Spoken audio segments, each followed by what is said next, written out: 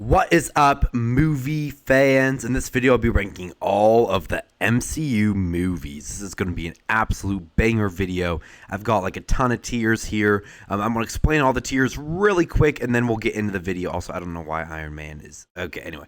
For the top tier is going to be like top 25 movies of all time for me. I love this franchise, so there's going to be a couple of those up there.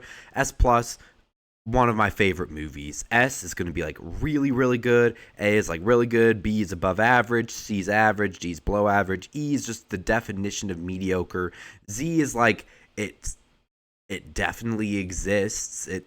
Yeah. And then there's this enormous gap here, like literally like bigger than Aunt Marge from Harry Potter, like huge gap here. Then F is awful. Unreal is one of the worst things I've ever watched. So, yep, there's going to be something in every tier except for, the enormous gap tier. So, yep, let's get into this. So, with the original Iron Man, okay, I will admit, I'm 17 years old. I was 1 year old when this movie came out. I am not saying that it is a bad movie whatsoever. I still think it's really good. Above average movie, but I'm going to put it in the B tier. Now, let me explain myself before you click off the video. It is not like an S+, like top tier Marvel movie for me for a couple reasons. I love the first act. I love Iron Man. I love the character of this movie. Like, I love how it feels more like, not indie necessarily, but doesn't feel like it has to be anything. It's the start of the MCU. It started one of my favorite franchises of all time. I get it. All that stuff makes me really like this movie. But as just a superhero movie, I'd rather watch a lot of MCU movies.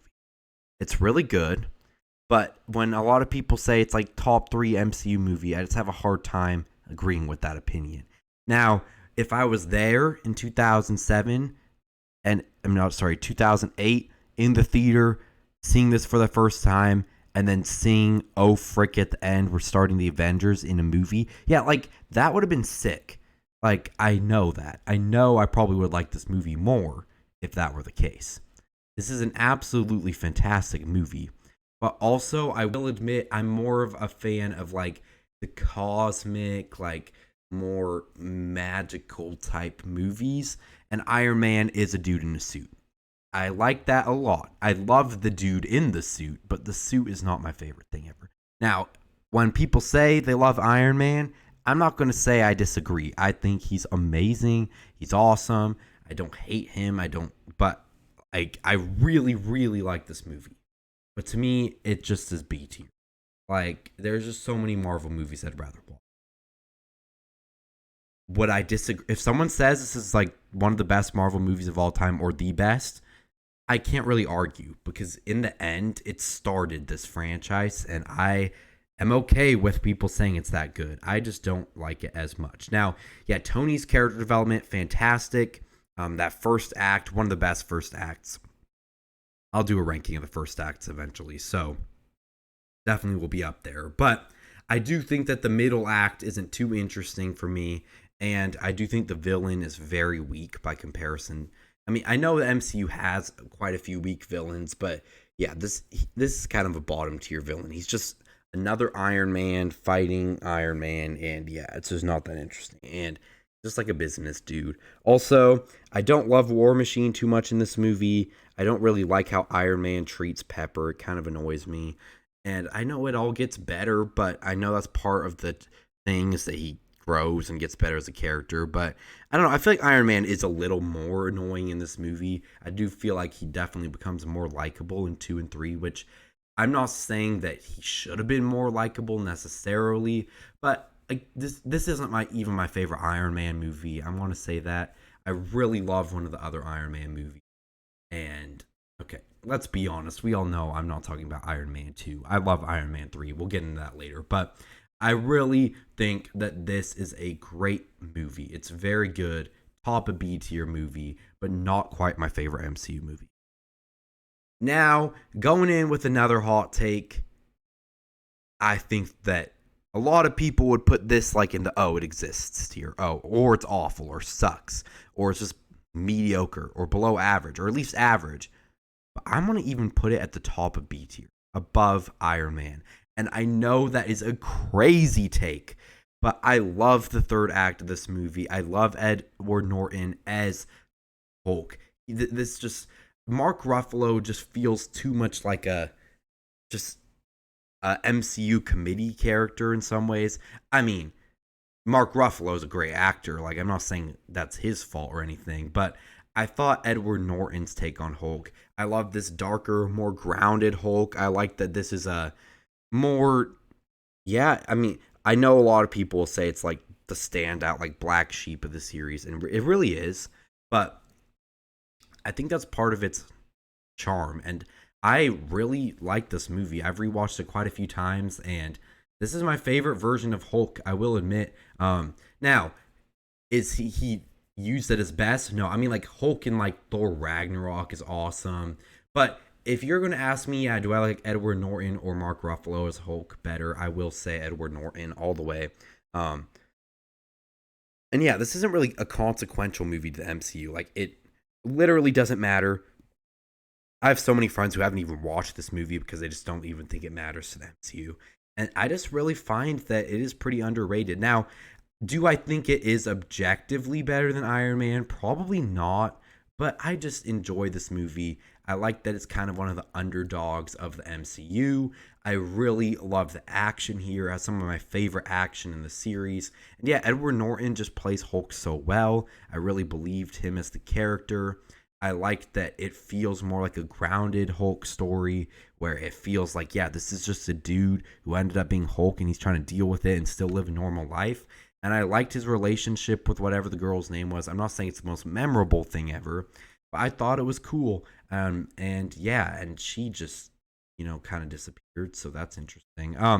Anyway, yeah, I think this is a good movie. And yeah, that final act is awesome. So, I totally understand why some people would say this is mid, but I really enjoyed this movie. Yeah, I know I said I like it better than Iron Man, but it's just true. Like, I've watched this movie more times than I've watched Iron Man. I've wanted to watch it more. And the beginning of the movie is just so cool. Where he's just like kind of this super generic guy. Like, he's nothing really special. And I think that might be part of why I like it better than Iron Man, because he's just like Iron Man's already this like billionaire dude, whereas this is just like random guy on the streets that one day just becomes a superhero. And I honestly, I mean, I like Iron Man. Iron Man is a lot. I like Iron Man a lot better than Mark Ruffalo. But I think if we got more time with Edward Norton, I feel like he would have become one of my favorite characters. Now, I do definitely like Iron Man as a whole much better as a character than Edward Norton's Hulk.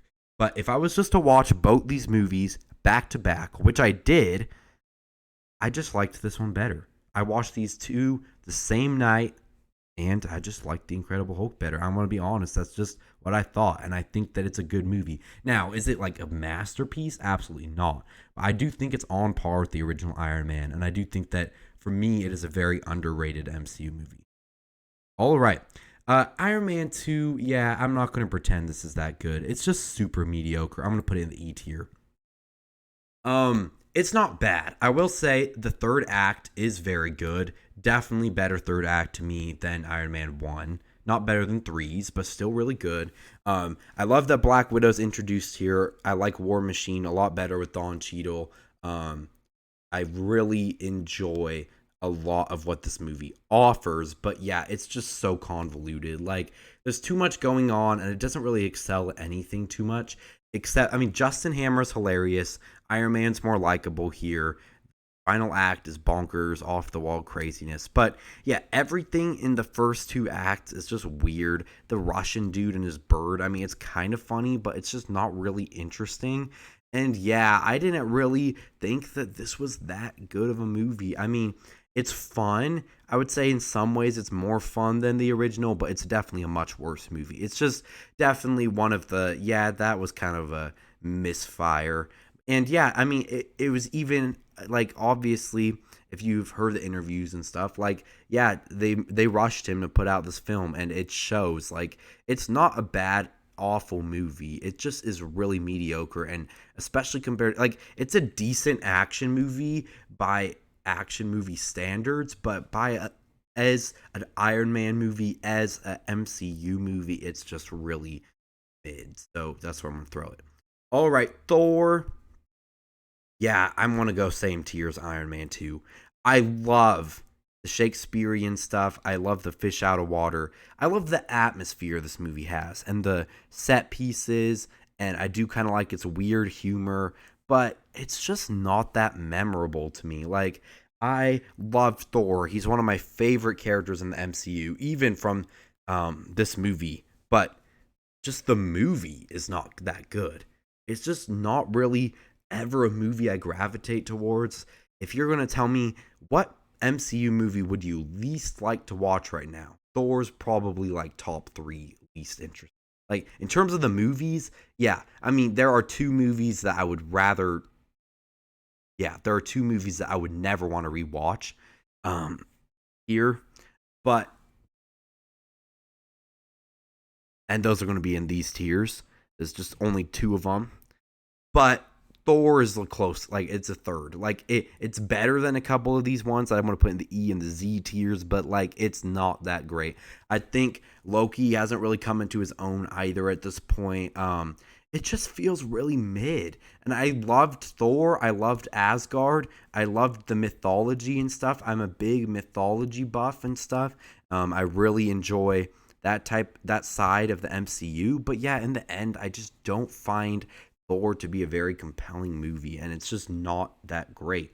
It's not bad, it just is really mediocre, and it's not quite the it exists tier. Those movies, I'd probably say the E tier movies are worse than the it exists movies, but at least this one I'm just like, yeah, it just these ones are like, yeah, they might not be that bad, but they just don't bring anything memorable. Whereas this one definitely has flaws and things. This one has higher highs but lower lows than like anything that's going to be here. But I do think, yeah, I love the atmosphere of the movie. I love Thor, but otherwise, it's just not very interesting. All right, let's move into Captain America, the First Avenger, which as a kid was my favorite movie in the MCU, but I'm definitely not quite that obsessed with this movie anymore. But I'm going to throw it up in the A tier. It is my favorite movie so far. And that really, when it really comes down to it, yeah, the big part of this is the first act of this movie is probably a top 3 MCU first act. It's so good. And then after that, it just struggles to do anything too interesting until Captain America's sacrifice at the end. Like all that stuff in between is just boring. Like it was fine the first time, but if I ever rewatch the movie, I'm like, yep, we're doing this. But the really good part of this movie is just it's a great origin story for Captain America.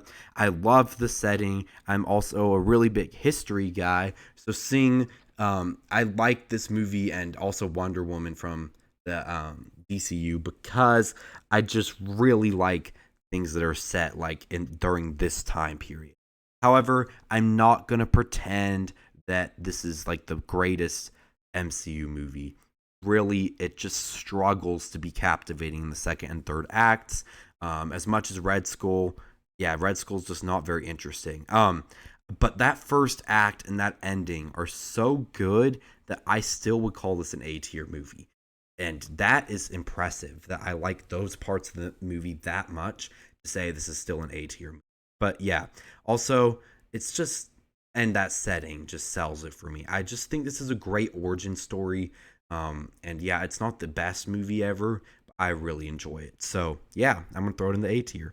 Probably a bit of a hot take, but yeah. All right, the original Avengers. I'm also going to throw in the A tier. But below Captain America, the First Avenger. And I will admit, I wasn't there. Like, if I'm looking at how impactful a movie was, yeah, this is probably like the craziest. Like, this is probably like top tier in terms of how impactful it was. Like, the idea that, yeah, this movie was like the first team up movie. I get all that. But putting that aside, my respect for the movie as a critic, it's just not my favorite. I don't love that our first Avengers team up ever is they're just fighting each other like right out of the gate. It's just not my favorite. I think that's such a weird place to take the first Avengers movie. I know some people like it like that, but it just wasn't my favorite. Now, that third act was epic. The team up, the iconic shots, like all that stuff, the shawarma, the beating up aliens. Yes, sure, the villain here isn't, well, Loki's a great villain, so that's cool. We get Loki as a big villain, so I love that. And I love the team up, but I just think the first and second acts are not my favorite. Again, the A tier ones typically have like at least like a third of the movie is just like a lot of the A tier movies for me have like a masterpiece like first or third act or something, but like the middle is just rough. Like the A tier ones could be so good, but they're just I don't know. And the original Avengers, I just don't really ever want to watch it over like Endgame or anything. Just like it's a great movie. It's a great movie, but it just struggles to be too good for me when yeah, that middle act is just a bunch of arguing. Like in Civil War, I could definitely get behind the arguing. They're arguing about something good. Like they're arguing about a fair political belief. They're arguing because there's a villain like the but here people are getting brainwashed. Hawkeye's barely even in the movie in terms of like Hawkeye being Hawkeye, which really made him pretty laughable of a character. Like just he didn't really get to shine until years later until he got his own show. Like kind of sucked. It was just sad because I really do like Hawkeye and it was sad to see him just get so little screen time. So and yeah, I mean, well, he's mind controlled screen time, but also just yeah, and I just don't like that they are fighting each other. So that second act is one of my least favorite second acts. But it's super epic. It's still a really good movie. It's really impactful to cinema as a whole. It's still hard to replicate like how good these Avengers movies are. And yeah, this movie was just lightning in a bottle, just really good stuff. But it's not. I do have issues with it, so I'm not gonna say it's not one of my like absolute favorite MCU movies. All right, Iron Man 3. Yeah, I love Iron Man 3. It's going peak. It's going well, peak so far. I love Iron Man 3. My favorite part about the Iron Man movies is always just Tony Stark being Tony Stark. Like I said, I'm more of like the magic type cool side of I'm either on the complete magic like crazy like side of the MCU or the grounded just normal dudes punching and shooting stuff. Like I really like Black Widow and Captain America type action, and I really like Space God type action. Anything in the middle is not my favorite. So like give me political thriller or give me freaking space battles. Everything in between isn't my favorite. I guess Hulk is kind of like yeah, that but to me that's kind of more the like I think it's kind of weird to say that Hulk is more grounded than Iron Man. But he's kind of like a beast, whereas Iron Man's just like this invincible dude in a suit, kind of. It's kind of hard to explain what I think about that. But I just think that it's usually Iron Man as a superhero isn't interesting. Iron Man as Tony Stark is awesome. And I love that we get a lot of his character growth here. And it's just a great character study. Now, is it like super fun to watch? No, but it's more of like an insightful watch. Also, I do like the fire thingy. I don't really love the Mandarin twist is not that good. I never was that offended by it, but it was never like good. But I mean, it did add for some laughs in Shang-Chi. But I do think that yeah, that is weird, and the villain is not the best. But it's just such a good movie in terms of Tony Stark being Tony Stark, his relationship with Pepper, his relationship with that kid, and it's just a great movie. I will definitely I might not watch it as much as the first two Iron Man movies because yeah, those are just like dumb fun to throw on in the background. Well, at least Iron Man 2 is dumb fun thrown on the background. Iron Man has a lot of merit to it, but I think Iron Man 3 just is Tony Stark as best. And that's why I like it so much. So yeah, I'm gonna say top A tier. Well, top A tier for now. Like mid A tier overall. Like I really do enjoy Iron Man 3. Now Thor the Dark World is gonna go in the D tier for me. I actually do like this more than the original Thor, which is kind of weird. But again, the things I love about this movie, Thor, what I loved about the first movie were the characters and the atmosphere and Asgard and all that stuff. Everything that actually happens in these movies is really boring to me in the first two Thor movies. Like, it's just nothing too interesting. What this does better is it elevates the characters, more emotional moments for those characters, and cooler Asgard set pieces and stuff. Now, the villain, way worse, but I do like the Loki Thor dynamic here. I do think it is a pretty forgettable movie, but it definitely has some peak moments. It has a lot more good moments to me than the original Thor. Now, it also has a lot more bad moments, and it has a really weird third act that's like convoluted. This whole movie's convoluted. I wouldn't say there's a standout act in it either.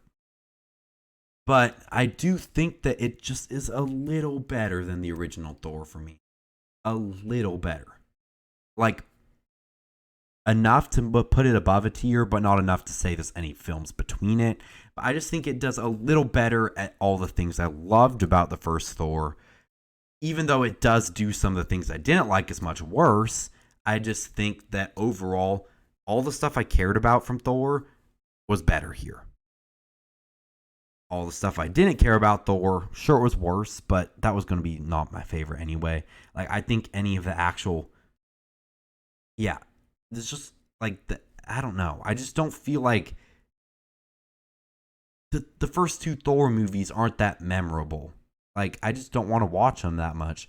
But Thor the Dark World, I think, delivered better on the emotional scenes. And the Thor Loki relationship is a lot better here and stuff. So, I do like Thor the Dark World a little better than the original. That's probably a hot take. So, but yeah, that's my opinion. All right, The Winter Soldier. I know a lot of people say this movie is overrated. And you know what? It kind of is. But it's still one of my favorites. I'm going to throw it up in the S plus tier. This is my favorite so far. Like I said, I love the political thriller side of like the political thriller or like street level action. Why is it? Come on, stop selecting stuff. Come on. There we go. Okay. Anyway, yeah, I love I love like government type, corrupt, like the government corruption plot line is awesome. I love the action here. It's more gritty street level type stuff. And sure, it kind of is a little overrated to some. I get it, but this is just awesome. Some of my favorite action of the series. Just so cool to watch. And yeah, the narrative is just one of my favorites. I love the story of Hydra's corruption. I love the story of Bucky being brainwashed and all that stuff. And that third act, pretty emotional, honestly, with Bucky and stuff. I mean, I've never cared about Bucky that much, but Steve's feelings for him, like his friendship, is just really, that's really cool. I think Bucky is pretty underdeveloped in the MCU, and Falcon and the Winter Soldier didn't do much to help his case, but I do think that he is a good character that really just needs more screen time. But anyway, I do think that the Winter Soldier is just an amazing movie. It doesn't do anything like super crazy, but yeah, as like a history buff, this made me like, I'm like a history buff and like a government, like political enthusiast, like interested in all that stuff. So both of these movies and Civil War, like the Captain America trilogy, what the frick? Trilogy is just perfect for me in that sense. So yeah, I get that people say it's overrated. I would even admit it is overrated, but I also am one of those people that, yeah, loves it. Yeah, is it probably like actually better than this movie? Probably not, but for me it is, just because I love the whole like fantastic like government thriller side of it. So yeah. All right, Guardians of the Galaxy. Yeah, this one's kind of goated. It's gonna be our first S tier. It's not quite S plus. It's not as good as this one for me, but just an amazing introduction to the Guardians, and you can't go wrong with the Guardians. I highly respect this film for going with this like absolutely unknown character cast and just going for it, full sending it, and making it one of the best things ever in the MCU. Yeah, James Gunn just did a great job here. Amazing introductions and such.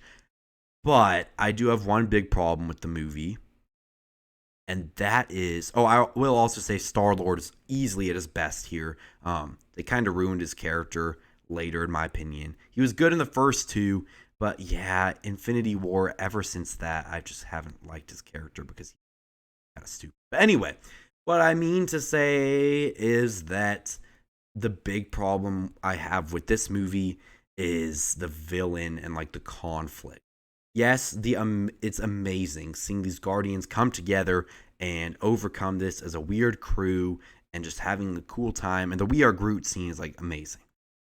But the actual villain and conflict, the story of this movie, I just don't care about. Like Ronan is like F tier, F minus tier villain for me. Honestly, I prefer Malekith from Thor the Dark World over Ronan. He's so forgettable. At least like Malekith is memed into the ground to the point that he's kind of actually memorable because of how bad he is, whereas Ronan just is so forgettable. Like Yellow Jacket from freaking Ant-Man is more memorable than this guy to me. And it's just sad because I feel like Ronan could have been so much better. But yeah, no, that was just bad. So it's probably my least favorite. Yeah, it's my least favorite Guardians of the Galaxy movie because I didn't really care about the actual story. Now, the characters and the vibe, the music choices, the action, like all of that, the settings, yeah, all that makes it an S tier movie for me. But I can't quite say it's like one of my favorite movies because I do have issues with the villain. All right, let's move into Avengers Age of Ultron. And yeah, some people are going to be pissed off at where I'm putting this, but I'm throwing this in the S tier. I think this movie is peak at showing us the Avengers being the Avengers. This is what I kind of want. Like, this is the Avengers movie that I wanted from the first Avengers. Sure, it gets convoluted at times. The second act meanders and stuff, but at least it meanders and doesn't just, it's not bickering. I mean, I get that you have to be able to figure out a way to work as a team, but it just didn't work for me in that first one. And the second one has the best like little interactions between our Avengers. The Hawkeye house sequence is brilliant. Ultron is an amazing villain. I think this is such a good movie.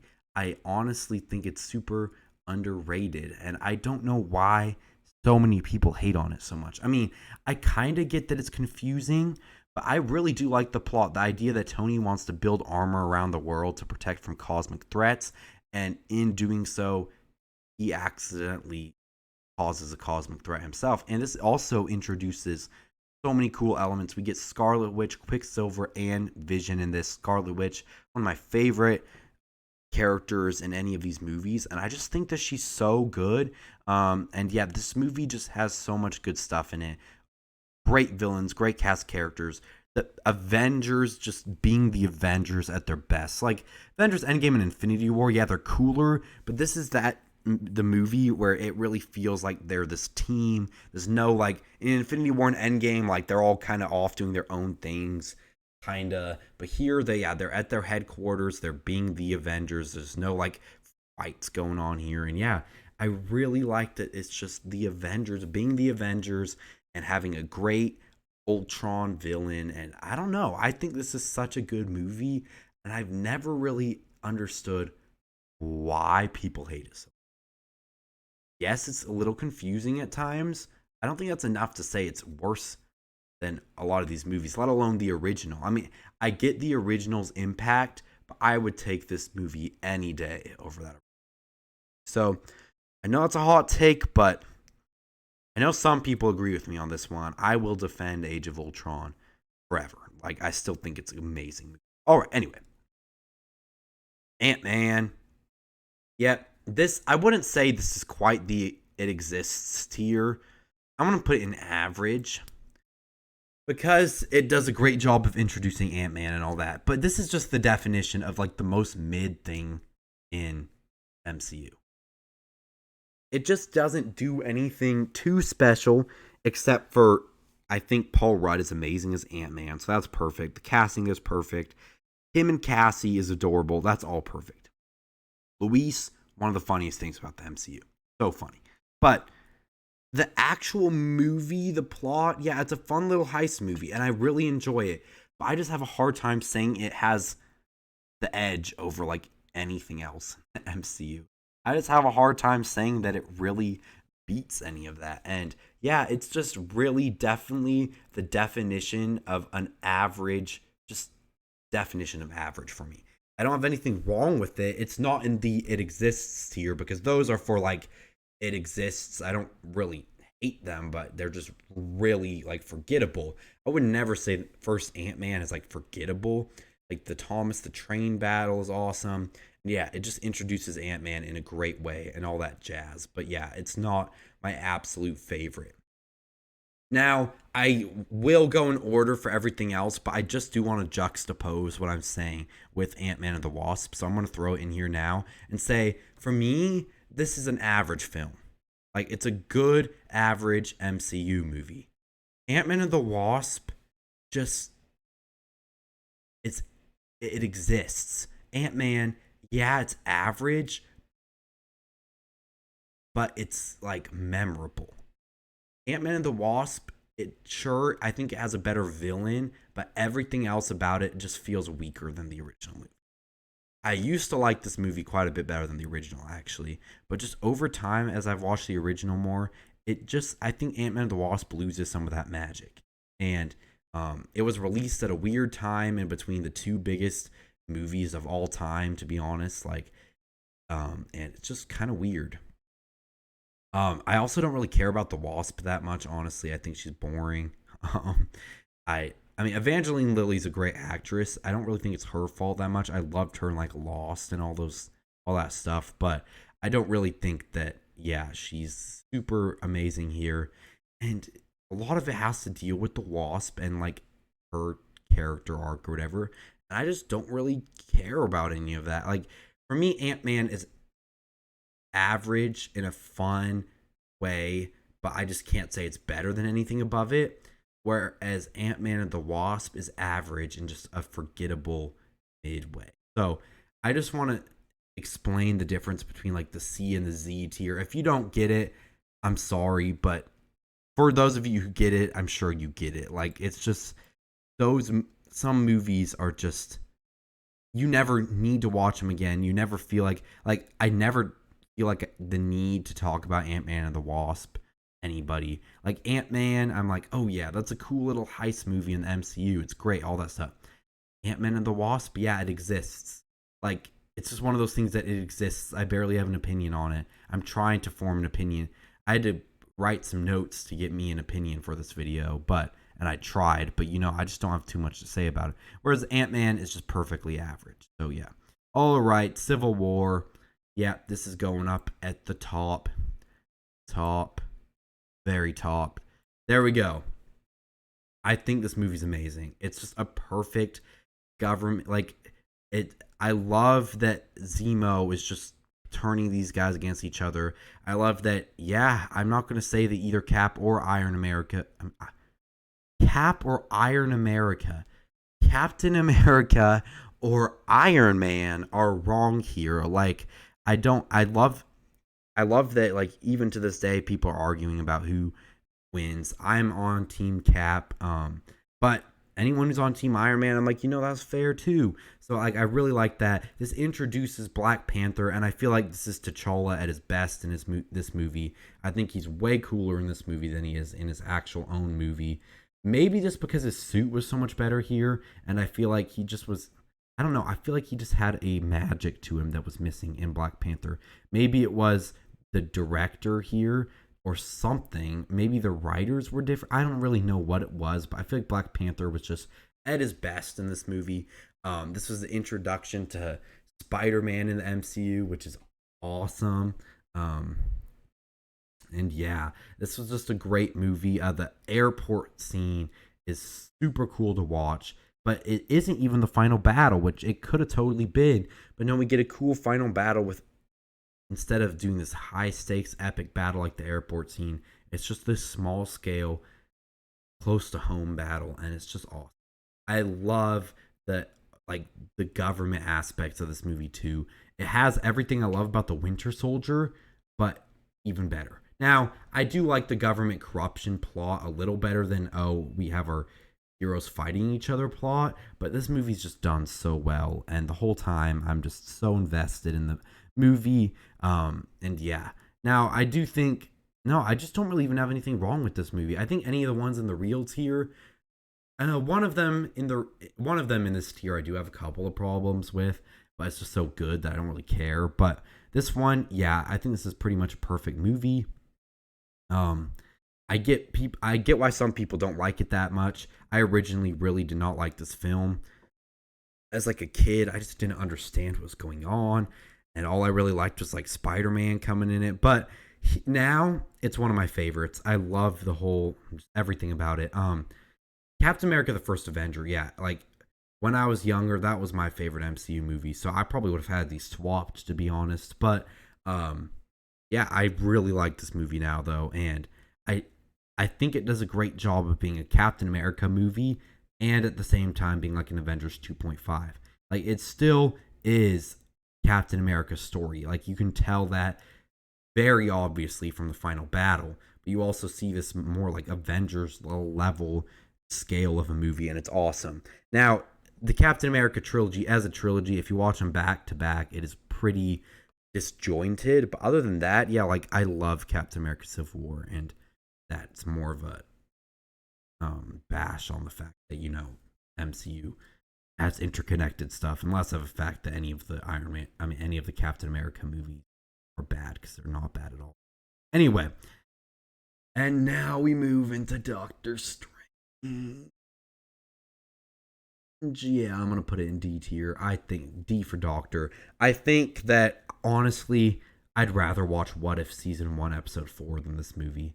Like I think that's even a better better take on Doctor Strange. That might be so hot, but I think that yeah, this is just not for me. I mean, I was saying I love Doctor Strange as a superhero, as a character. He doesn't really come into his own for me until Infinity War. I think he was really boring here, kinda, and I just feel like this is, it feels like too much like the Iron Man formula, where it's like this arrogant guy who's trying to like become not arrogant through some trials and stuff. Like it's that exact same storyline, but it's played so much worse. I will say this has some of the coolest looking action in any movie of all time. It looks so cool, and the Dormammu scene is pretty cool. Now, is it a good final battle? No, but it's definitely different, so that's cool. Now, the movie I have a hard time watching. Like I'll throw on one of those battle scenes on YouTube just for the fun of it, time to time, and I think it is a cool, like in terms of action, it does such a good job at it that I respect this movie. But in every other way, I think this is such a below average MCU movie. So I'm gonna put it there. Like, and there are some MCU movies that are so bad that they're good or something, or like so mid that they're good. But this is not one of those. This is just one of those ones that I just don't really care about that much. And yeah, it's kind of sad because I really do like a lot of the stuff that we get from Doctor Strange later, especially What If season 1 episode 4. But yeah, this really isn't. All right, next we got Guardians of the Galaxy 2, which I like the slightest bit more than the original. And what's the reason for that? It's funnier and the villains are better. Now, it doesn't introduce them, and I think that it is definitely more messy than the first film. But it has the heart, it has more laughs, it has better villains, it has even better sacrifice. We Are Groot made me cry, but you can't beat Yondu and the I'm Mary Poppins y'all and then sacrificing himself. It's so good. I love Guardians of the Galaxy Volume 2. I do think, yeah, I understand why some people think that it's one of the weaker MCU movies. it does feel a lot like Guardians of the Galaxy 1, and I do think that it is goofy that Ego is a genocidal maniac and he's the villain of a Guardians movie, and people can't take that seriously. I get that. But at the same time, that feels just like something that would be in one of these movies. It's so stupid that it works, and I like that. I really like Mantis's addition here. I think Nebula and Gamora are a step up from their versions in Guardians of the Galaxy 1. I think Guardians of the Galaxy is just one of the greatest movie trilogies ever. And yeah, I think you don't have to even watch the MCU. The only thing you really have to know is that Gamora died in Infinity War. As long as you know that, and yeah, this is just a good trilogy too. Like, it just leads into each other so well. And I don't know. I just think that Guardians of the Galaxy 2 is pretty much a step up in every way over the original. I'll say the first act is definitely not as good.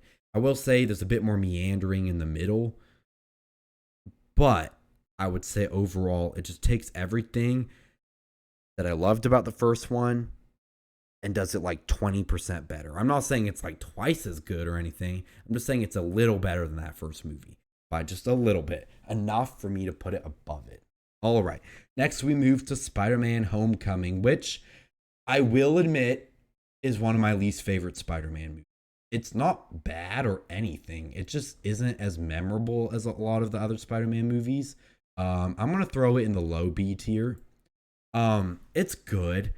I think it's like one of the few Hollywood movies ever that I think accurately depicts how high school is, which is awesome. I will say I'm sick of all these like 30-year-old people walking around a high school. It's just goofy.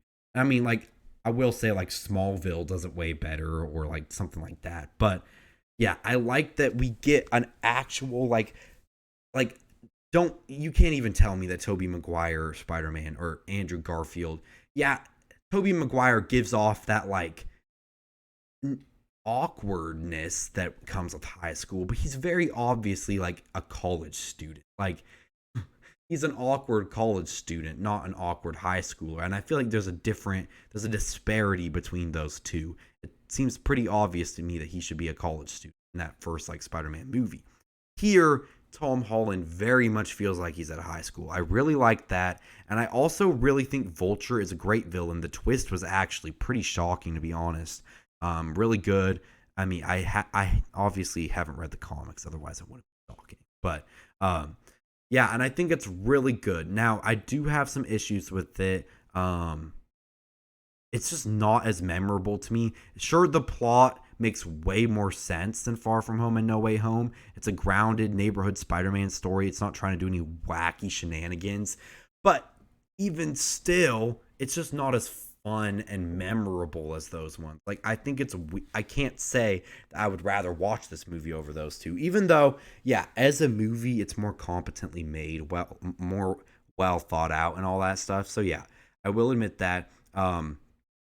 But like in terms of, yeah, this movie just doesn't have as many interesting set pieces as a lot of the Spider-Man movies.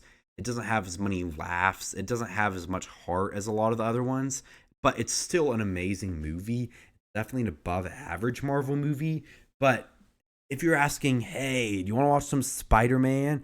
Like, of the Spider-Man movies, this is like like, honestly, if we're taking all the Tobey Maguire, Andrew Garfield, and Tom Holland movies, not counting any of that Sony BS, I would probably say this is the one I want to watch the least. Either this or maybe Spider-Man 2 from Tobey Maguire. And I know that's mostly just because, number one, Spider-Man 1 from Tobey Maguire and Spider-Man 3 are so goofy, whereas 2 is like more actually good, which means I don't want to watch it as much. If that makes any sense. Anyway, what I'm trying to say here, yeah, I think that this is one of the weaker Spider-Man movies for me. I'll be doing a Spider-Man movie ranking in the next couple days or weeks or whatever, so be sure to come back and check that out. But yeah, I don't think that this is not like my favorite Spider-Man movie, but I still think like even the worst of Spider-Man is still always B tier. Oh, never mind. The Amazing Spider-Man 1 is my least favorite. Never mind. But this is probably a pretty close second. It's really good. but it isn't as memorable as most Spider-Man. And also, Liz is one of the worst love interests of all time. I think she sucks. No offense. But other than the fact her dad is the villain, she just, no. MJ is so much better. Um, I'll take like I infamously don't even like MJ from the original Raimi trilogy, and I will still take her any day over Liz. Like Liz is so awful. But anyway, let's move on to the next movie because I don't want to talk about Liz anymore. Okay, Thor Ragnarok. This is actually my first MCU movie. And originally, I actually didn't even like this movie that much. It's kind of funny. My friend Justin Montoya on fifth grade was like, "Want to go see the new Thor movie?" I'm like, "Who's Thor?" Like, I was that oblivious in fifth grade. I was like, "Who's Thor?"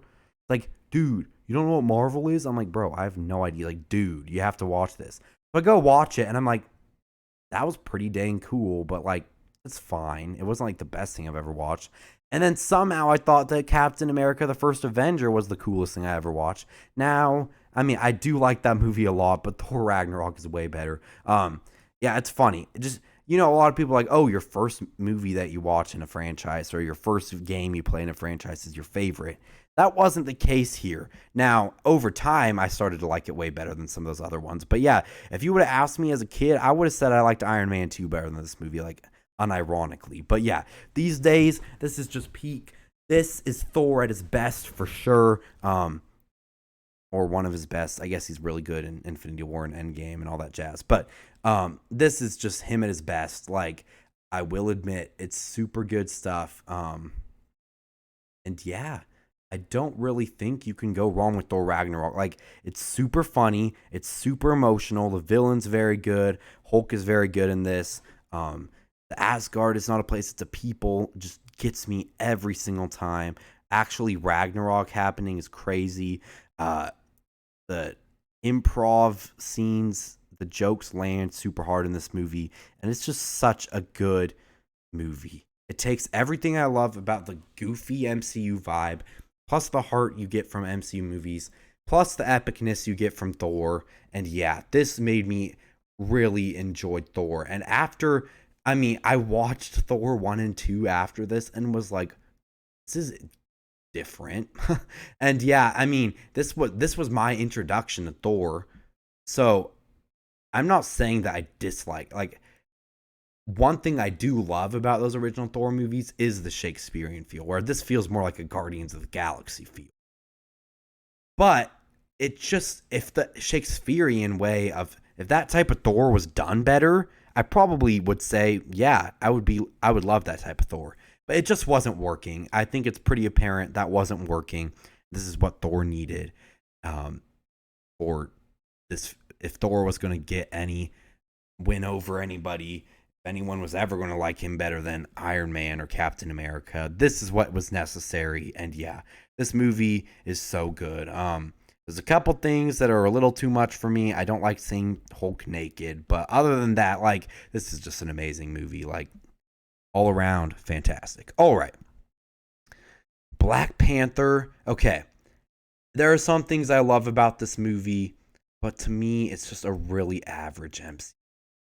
I think that Killmonger is a great villain, even though I know that people all the time are like, oh, he was right. I would not say he was, maybe in some ways he was right. Yes, Wakanda should help people more. But the last way you need to go about doing that is just killing a bunch of people. I don't think he's sympathetic. Was he kind of right? Yes. Was he an interesting villain? Yes. Killmonger was one of the best parts about this movie. T'Challa, for some reason here, I just didn't give a frick about him. Like, I really liked him in Civil War, and I just watched this, and he's so bland. I love the cultural flair of this movie. I think Killmonger is really cool. I think some of the jokes are hilarious with Shuri and that stuff, but I just don't think this is that good. And that third act is like F tier third act for the MCU. Like, I think, well, maybe not third act, at least final battle. I think third act and final battle are definitely different rankings, but in terms of final battles, this might be like my least favorite of any MCU movie. Like, it's so bad. Like, the effects, like the CGI in this movie, I don't even know what's happening. Like, I don't know why we go from Black Panther being like the coolest hero to having this awful like CGI crap. But anyway, that's fine. I can forgive the CGI in these type of movies, but I just thought that other than the cultural flair, me loving Wakanda, I loved the world and atmosphere that Black Panther built, but just nothing about T'Challa was interesting to me. His character didn't really grow or anything. He just kind of was stagnant. And yeah, I mean, Chadwick Boseman did an amazing job at playing what he was given. I mean, really, really good job of playing the character. I just think his character is boring, like super, super boring. And yeah, other than Killmonger and Wakanda itself and just the customs of Wakanda, yeah, this was bad. Like, I mean, so much about this movie is just straight up bad, in my opinion. It is not like the fact that it's still the highest rated MCU movie to this day baffles me. As like a culture, a piece of, I really think it's cool that they were able to depict both African culture as well as in a like as well as a modern take on it, as well as like the government stuff and all that. I did like the government story. I thought Killmonger was cool, but it just framed him in too much of a sympathetic light that I didn't like him as much as a couple of the other MCU villains. Like, no way am I saying Killmonger's near as good as Thanos or Loki or any of those guys, just because it just is. You can't, anyone who's just killing a bunch of people, it's hard to really call them sympathetic unless you do a really good job of developing them. Like with Thanos, I think that Killmonger was just a little underbaked, but compared to like Thanos, I mean, he's still pretty good in grand scheme of MCU villains. But anyway, in the end, there's just a lot that I didn't like about this movie. There's a lot that I did, but in the end, it's like there's such high highs and such low lows, and it comes together as just being absolutely average. So that's my opinion on Black Panther. Very hot take, I know, but it's just not my favorite. All right, Infinity War and Endgame. I'm not going to put them in the same place, but I'm just going to talk about them at the same time because it feels right to do so. Here. Infinity War, I'm going to put at the top of S+, and Endgame, I'm going to put at the bottom of S+. Mostly because Infinity War is like brilliant the whole movie, whereas Endgame's second act is a bit mid, but everything else is amazing. Infinity War, just one of the best, most action-packed, most emotional, great setup, all that jazz, so good. Just, Infinity War, you know how good it is. Like, it's so incredible that this even exists, like, as a movie. Now, and then in Endgame just follows it up so well. That first act is perfect at conveying the after effects of Infinity War. I know a lot of people say the first act is slow or boring, but I disagree. I think it's amazing. The second act is pretty meandering, pretty boring, not really my favorite of Endgame, whereas Infinity War, I think, is practically a perfect movie, except for they did Star-Lord dirty, and I thought that sucked. But other than that, I think Infinity War, practically perfect movie. Endgame, it definitely has a lot more flaws if you really look into it. Like, yeah, also the fact they introduced time travel, while it worked for this movie, it throws off the whole franchise, because now I'm always like, well, why don't you just pull an Endgame to fix it? Why don't you do that? So yeah, that, I wish they would have come up with a more compelling way of beating Thanos and stuff, but there's no argument. Like, that third act, the best third act ever of a movie, Endgame. So it's really good. I don't quite like it as much as Thor Ragnarok or The Winter Soldier, but Endgame is amazing as well. So Infinity War and Endgame, yeah, they're just the 1-2 punch of the Marvel series, and they're just so good. So alrighty, let's move into Far From Home, which is a really fun movie, even though it has an awful plot in some ways. I don't think it's as bad as a lot of people say, but it's still pretty bad. But I'm gonna put it in the A tier. I really like this movie. Yes, the idea that Mysterio makes no sense as a character. He's a really cool villain. I like him a lot as a villain. His motivation makes no sense. the way like his plan is stupid. But sometimes villains are just straight up stupid. I mean, being a villain in general is kind of just a stupid thing to do. So you know what? Whatever. Also, but I will agree, a lot of people don't really talk about Mysterio too much, like about how bad he is. I mean, some people do, but some people don't. Like, he's a pretty bad villain in terms of his motivation and stuff, even though he's super cool in terms of his like characterization and outfit. So yeah. A lot of people are like, "Oh, why would Tony Stark leave his glasses to to Spider-Man?" And I'm like, "Why wouldn't he?" Like, I mean, sure, he had a lapse of judgment and gave him a Mysterio, but I feel like a lot of the other characters in the MCU would do that too. He's just a good guy who trusts people. So that part, a lot of people break that part down of the movie, and I think that's silly. I think nobody deserved the glasses more than Spider-Man. However, I do think that Mysterio is a little odd. Now, what I love about this is the vibe, the adventure of it is super fun, and it's just amazing. I love pretty much everything about this movie. Ned is hilarious. Ned acts quite a bit like my best friend, so it's just funny to see this. It's just, I don't know. I just thought Ned was hilarious. But really, the peak part of this, I'm just saying, is the romance of Tom Holland, Spider-Man, and MJ. It's just so good. Like, it is it's the epitome of a perfect high school romance where you realize you're like, okay, this couple is perfect. They're going to get married in like 10 years. You can tell, you can feel it in your soul. And it's just perfect. I love that. This is just such a fun, good movie.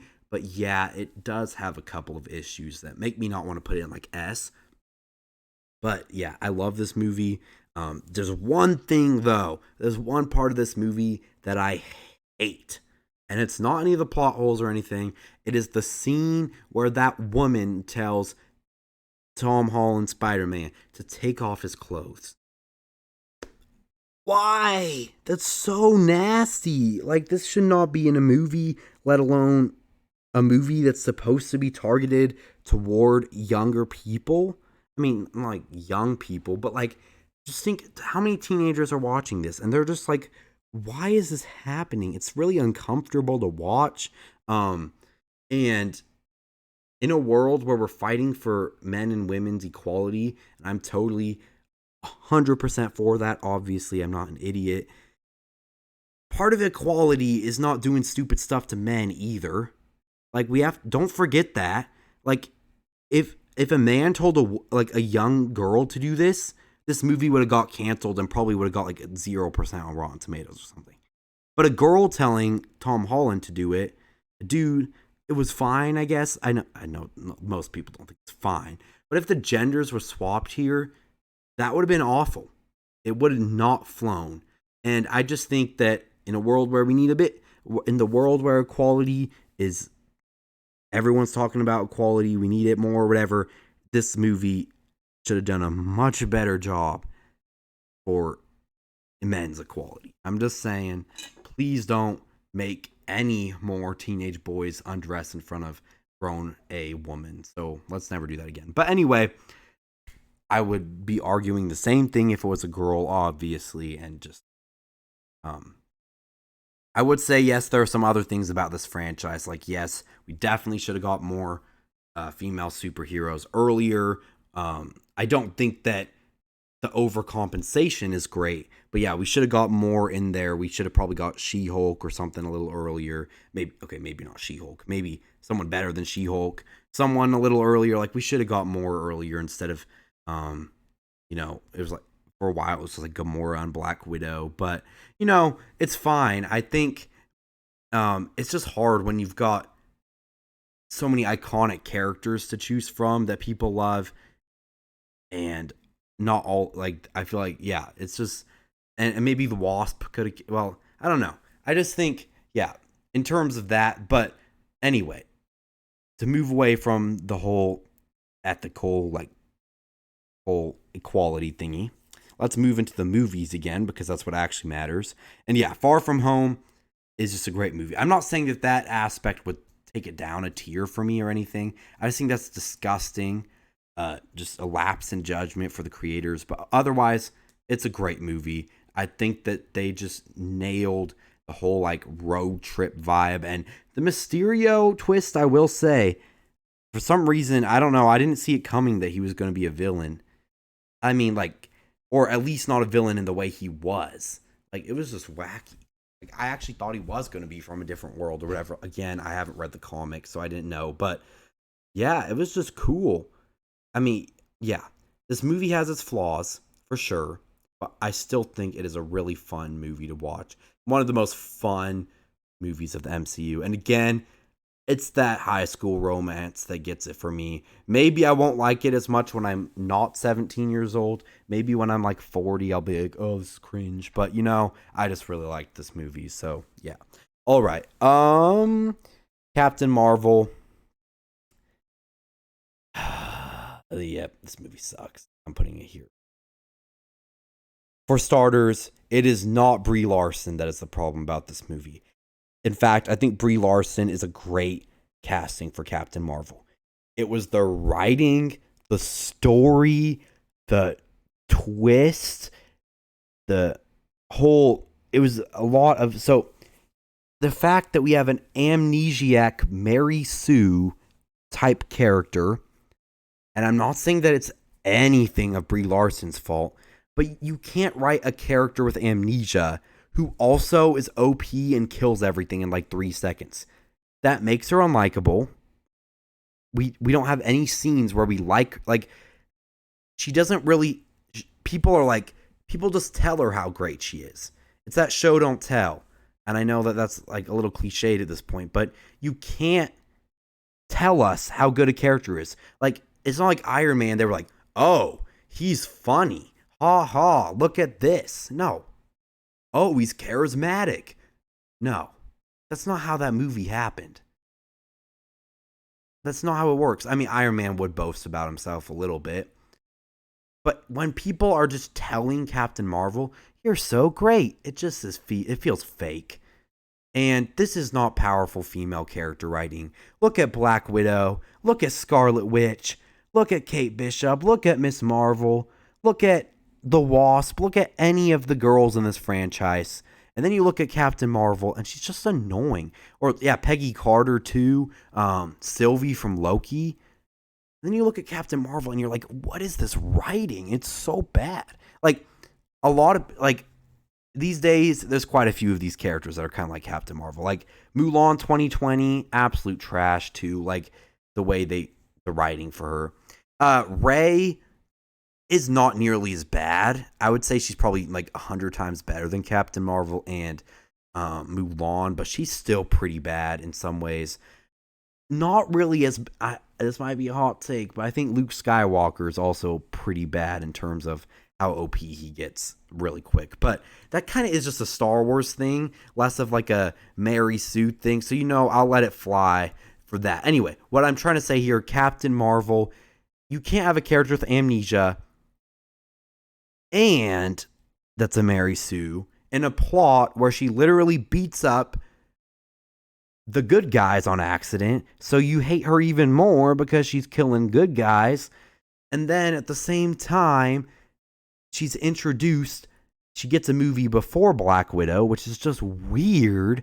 And then she also has no bearing on the plot of Endgame, really, except for blowing up one ship that, to be fair, another female character, Scarlet Witch, because it easily done herself. So this whole time, I'm just like, what is the point of this movie?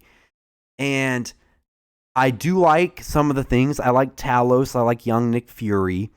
Those are my favorite part. Those are my favorite parts about this movie. But the action sucks too because Captain Marvel's just too OP. She just beats up everything. Like, the final battle is so bad. Okay, never mind. I said that Black Panther had the worst final battle. Yeah, this is 100 times worse. Like, it's so bad. It's so trash. And I'm sorry, but like, there are some great, like, some good things about this movie. Nick Fury, great. Brie Larson as Captain Marvel, great casting. Perfect casting, I would admit. But just the way the writing what she was given makes no sense. And this is why I was excited for the Marvels. I watched the Marvels and I really actually liked Captain Marvel. It's not Captain Marvel or Brie Larson's fault, really. It's the movie. The movie is just bad. It's so bad that I can't talk about it anymore. It's just so hard to watch. Like, I tried to watch this movie for a second time and I almost cried. Like, I would rather be doing anything else. This is like one of the worst movies I've ever watched. It's not nearly as bad as like Cat in the Hat or like Fantastic Four 2015 or like The Boss Baby Back in Business or like Megamind 2 and the Doom Syndicate or anything like that. But it's painful. There's like 4 good parts about this movie. I did like her friend. I did like Rambo. But again, her character spends way too much time saying, "You're so cool, Captain Marvel." And I'm just like, what? And yeah, it's bad. And this also, part of me makes this have Miss Marvel ring out a little bit more hollow for me, because Captain Marvel is just not someone I would ever really look up to. I mean, to be fair, you wouldn't know like actually how she acts and stuff as, you know, a kid watching stuff on TV and stuff. So it doesn't really change my opinion on Miss Marvel, but I don't know. Captain Marvel's just bad. But I do love Brie Larson as Captain Marvel. You will see, I think the Marvel's a significantly better movie. Like, far better movie than this one. But anyway, let's move on to WandaVision. WandaVision, I hate to say it, but this is definitely low C tier for me. Low C. And the problem with this just does not hold up anymore. When this first came out, it was an experience. Every episode you were watching, you were like, this is awesome. The intrigue is amazing. It's amazing. And then it went nowhere, or it just didn't work, or didn't pay off well, or anything. Like, I loved the sitcom aspect. I love Scarlet Witch. The second to last episode of the show is peak MCU. But the Ralph Boner thing sucked. The final battle was just super mid. And Wanda not just sucking it up and just being like, I did something stupid, take me to jail. Just something like that would have just made this so much better. If she would have taken accountability for her actions. Now, I'm not going to be crazy and say, oh, why didn't the police capture her? Because she could kill all those police with like a flick of her finger, you know? But it just annoys me that Wanda wouldn't take responsibility for her actions. And this movie this series, it started so strong. It was an experience. The best part about this movie is you guys, like, you would go to school or work or whatever, and everyone would be like, did you see the last WandaVision episode? And then you're like speculating. And it was so fun when I first watched it, but I will never watch it again unless I like have kids and watch it with them or something. And yeah, I mean, I love the second to last episode. I like Wanda's grief, like processing grief and all that. Like, this is a great character study of Wanda, but it also would have been so much better if she just like owned up to her actions. And I have problems. It's just, ugh. Never do this again. Don't, like, these are heroes. Wanda should be like, you know what? She should have taken it up like Iron Man in Civil War and been like, you know what? I overstepped the boundaries. I should get my consequences. Nope. Thank you, Wanda, for slightly ruining yourself. So thanks for being a worse character. Anyway, oh boy, we have to talk about this crap. Yeah, this is worse than I hate this show. Like, first of all, it really didn't need. Only thing this show added to me was the fact that John Walker and Sam should have just been like, you know what? It's an honor. I'm accepting the shield. Like, if one of your best friends hands you his life's work and says, live up to my legacy, you don't throw that down the drain, you idiot. Like, that's not how that works. It just is weird. Like, why would you do that? If my best friend hands me a superhero shield and tells me to go save people, I don't care, dude. That's my best friend. Like, I am living up to his like, he got his life, I'm about to go have mine. Like, that's just a disgrace to me that he would say no to that shield. Like, I'm sorry, but that's just dumb. That's dumb. So that made me like Sam a lot less. I do think he's a good Captain America by the end of the show, but that just didn't need to happen except for the John Walker thing. My favorite part of the show was the Winter Soldier and his whole what is it? His arc where he's like trying to apologize to the people who he wronged. That's great. I love that, but it's only like a little focus of the show. So we have that. Then, as I was saying with the quality earlier, I love the idea that we're trying to make a TV show where it's trying to tackle the idea of, yeah, Captain America, maybe people won't like a black Captain America that much. And just the idea of equality here was a great idea, but the execution almost made me throw up. Like, think the worst, most bad, preachy, over-the-top Christian religious film you've watched. Multiply that by 7,000 and then have it be about black people. That is this. He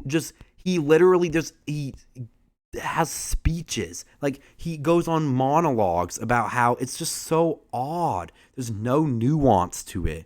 Like, it could have been so much better.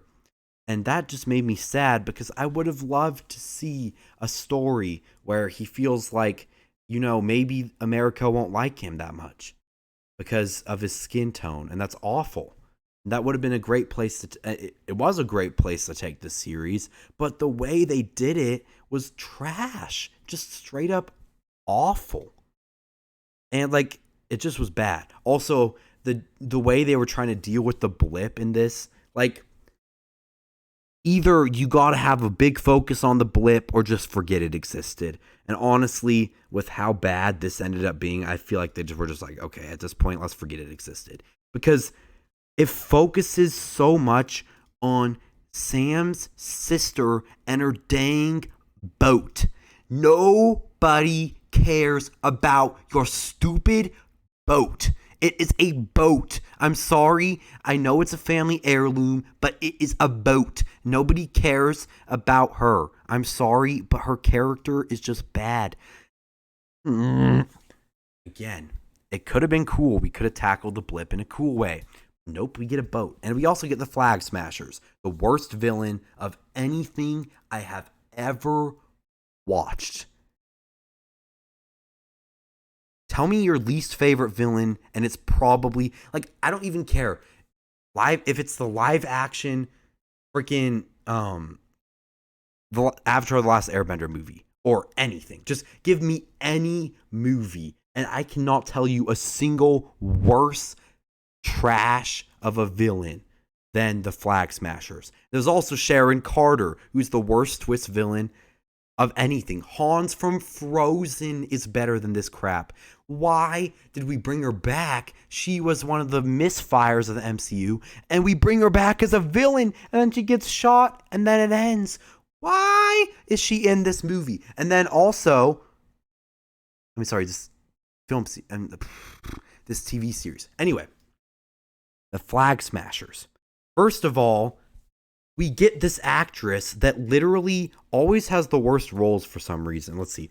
Who plays Carly Morgenthau? Oh, yeah. Erin Kellyman. Why does she always get the worst roles in everything she ever plays in? She sucks. I mean, I don't think it's her fault. I think it's like the writing and stuff, to be fair. But she sucks in this. She sucks in Solo. And she sucks in Willow. Is she a good actress? Probably. Do I know? I mean, she does the scenes well. She is cool. She has a distinct look that makes her always feel like a cool character. Like, I mean, just look at her. She looks like she would be a cool character. And then you watch it, and then you're like, what is this BS? Like,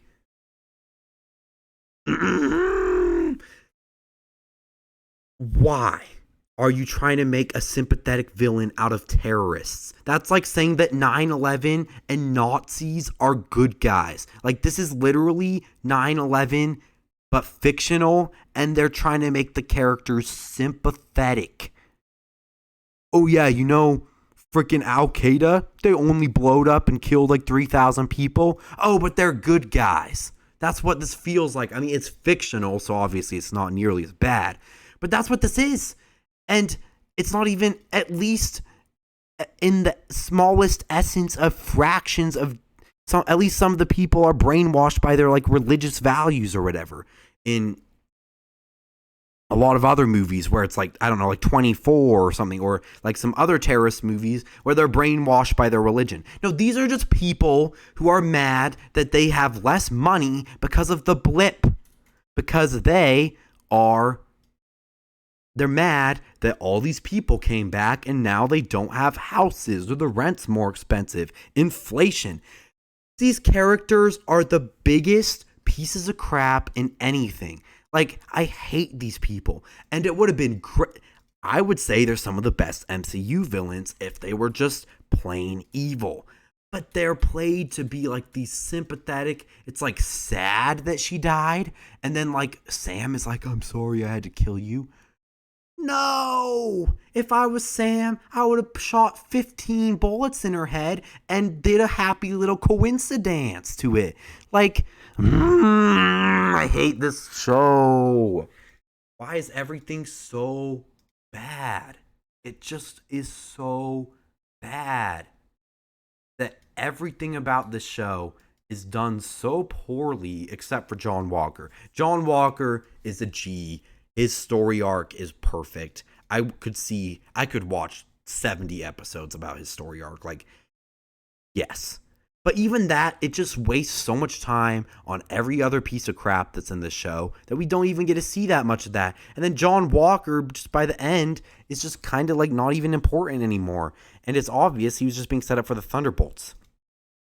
This show shouldn't have existed. If it needed to exist, it should have been a movie. And even from the very idea that Sam just rejects his best friend's legacy already makes me really dislike Sam as a character. Because, yes, I do like that he ended up deciding in the end, okay, well, now I can be Captain America. I feel good about it. It's a decent arc, but none of it's worth it to me when you just, like, shiz on your best friend's legacy. You just crapped all over it. Like, oh, my best friend gives me his life's work and I reject it because I'm too scared because people might hate me. That's not a hero. Heroes are like Batman in The Dark Knight, who literally, because he wants the people of the city to feel safe in the city, pins himself that he is the villain because he wants to make the people feel more safe. Sam doesn't do that. He just rejects it. He's just too scared to be Captain America. It's not compelling. It's lame as frick. The only good things about the show are John Walker and the like 10 minutes of action we get with 10 minutes of Bucky trying to like atone for his sins. But even still, he didn't really need to. I mean, it's nice that he's doing that because obviously, like, but he was brainwashed. Like, anyone should be able to understand that. Like, if this dude killed my family and it was proven to me that he was brainwashed, I would forgive the dude. He's brainwashed. And the dude probably feels so awful. He doesn't need grief from me. So this doesn't even need to be explored either. I think that's just silly. So basically the one really good thing about this show is John Walker and the action set pieces. But the action is typically ruined by some cringy speech in the middle of it that could have been nuanced. I don't know. There are so many movies that do it better. Like, if you want representation, if you want to show that there can be awesome characters of color or different races and all that stuff, that is like the coolest thing to me. I want people to do that, but this is not the way to go about it. Black Panther did it well. Shang-Chi did it well. Black Panther 2 did it well. Miss Marvel did it really well. But this is cringe. This is the worst. This is probably the worst thing. Other than the Cat in the Hat movie, this is probably my least favorite thing I've ever watched. It's so bad. The only thing that I get out of it is John Walker and some mildly entertaining action sequences. Okay, I want to move on. I don't want to. Like, if I talk anymore, I'm going to get a brain aneurysm, and I'd rather survive, at least make it to the end of this video with my lifespan. Black Widow. Black Widow is one of the biggest missed opportunities of the MCU. I'm still going to put it in the C tier. The opening is one of the most brilliant openings of the whole thing. That opening credit scene where Black Widow is playing Smells Like Teen Spirit in the background, it just gets me every time. I get emotional every time. Indoctrinating these young girls into this assassin red room is just so depressing to me. I hate every second of it. And it's just so disgusting. And I just want to see the red room go down so bad. And then we get this awesome hook. Taskmaster. Ooh, good villain. And then we get this amazing family exploration in the second act. And then the third act is a shiz show that should just die. It's so bad. Taskmaster sucks. The Red Room sucks. The action, why are we falling? The gravity is so bad. Like, she falls like 57 and a half times faster than Yelena. Like, catches her in midair. And if that scene where she explodes, Yelena explodes or whatever. Also, Yelena's the freaking best, one of the best Marvel characters. But anyway, the scene where she explodes and she just like flies backward in like a T pose or whatever. It's the most cringy thing ever. That effect is so bad. And yeah, the third act is like one of the worst. Like, Captain Marvel's is the worst. Then probably, I don't know, but Black Panther at least has Killmonger, so this is probably also worse than Black Panther. Final like battle or whatever. The family aspects are amazing, but Taskmaster sucks so bad. Like, and it just wasn't even at the, like, it was weird. And I don't think that this is a valid criticism of the movie, like a big criticism of the movie. It's more of the fact that they just didn't put it out with the right time. But it's just weird to have a movie about a character that's already dead. I mean, it's fine. I don't care that much. But I understand why a lot of people just inherently think this is a worse movie because it just didn't come out at the right time. And I'm glad. I love also the idea of the Red Room is just done so well in the first act. The first act and the second act are so good. And if they would have pulled off that third act, it would be S+ for me. The action is great, like that street level action and stuff. I would probably say if they completely pulled it off, it would be here. It would be there. But it was just such a missed opportunity, and I have to put it here. Anyway, Loki season 1, it's pretty gas. It's not the best thing ever, but it's pretty gas. So we're gonna throw it at the top of B tier. It's just good. I would say that it's like really not the best on rewatch because a lot of the greatness of it has to do with the plot twists and the crazy moments and stuff. But it's just a really well done show. It's very interesting. You always want to know what's happening next. Very binge watchable. Loki's a great protagonist. It does a great job of making Loki just this awesome hero. Like, it just is so cool. But I will admit, it's great, but it's not the best on like a rewatch. It's the plot twists are such a big part of why it was super compelling. And the only reason I'd rewatch this is because Loki's great. But because Loki's great, I would rather just watch the second season again, which is going to the top of A tier. I think it just nails everything about the first season. It nails even better here. I will say as a slower, worse start, less compelling intro. But once it goes there, it becomes one of the most like epic, like crazy, like sci-fi plus like mythology craziness, like that's in the MC. Like, it's crazy. It's awesome.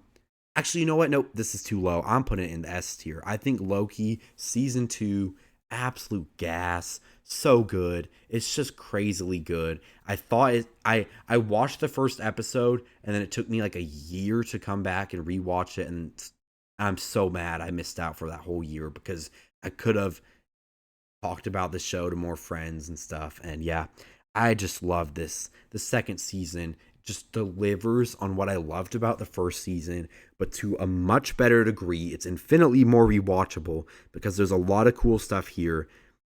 It's the emotional, the stakes, the tension, the Loki action, his character. It's just so good. One of the best things the MCU's ever put out.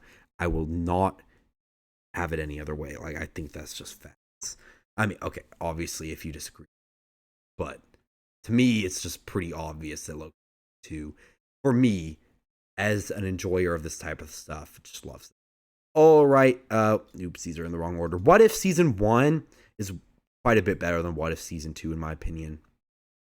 No, it is not going in this. Where does it go? C tier? No, B tier. I think it's B tier.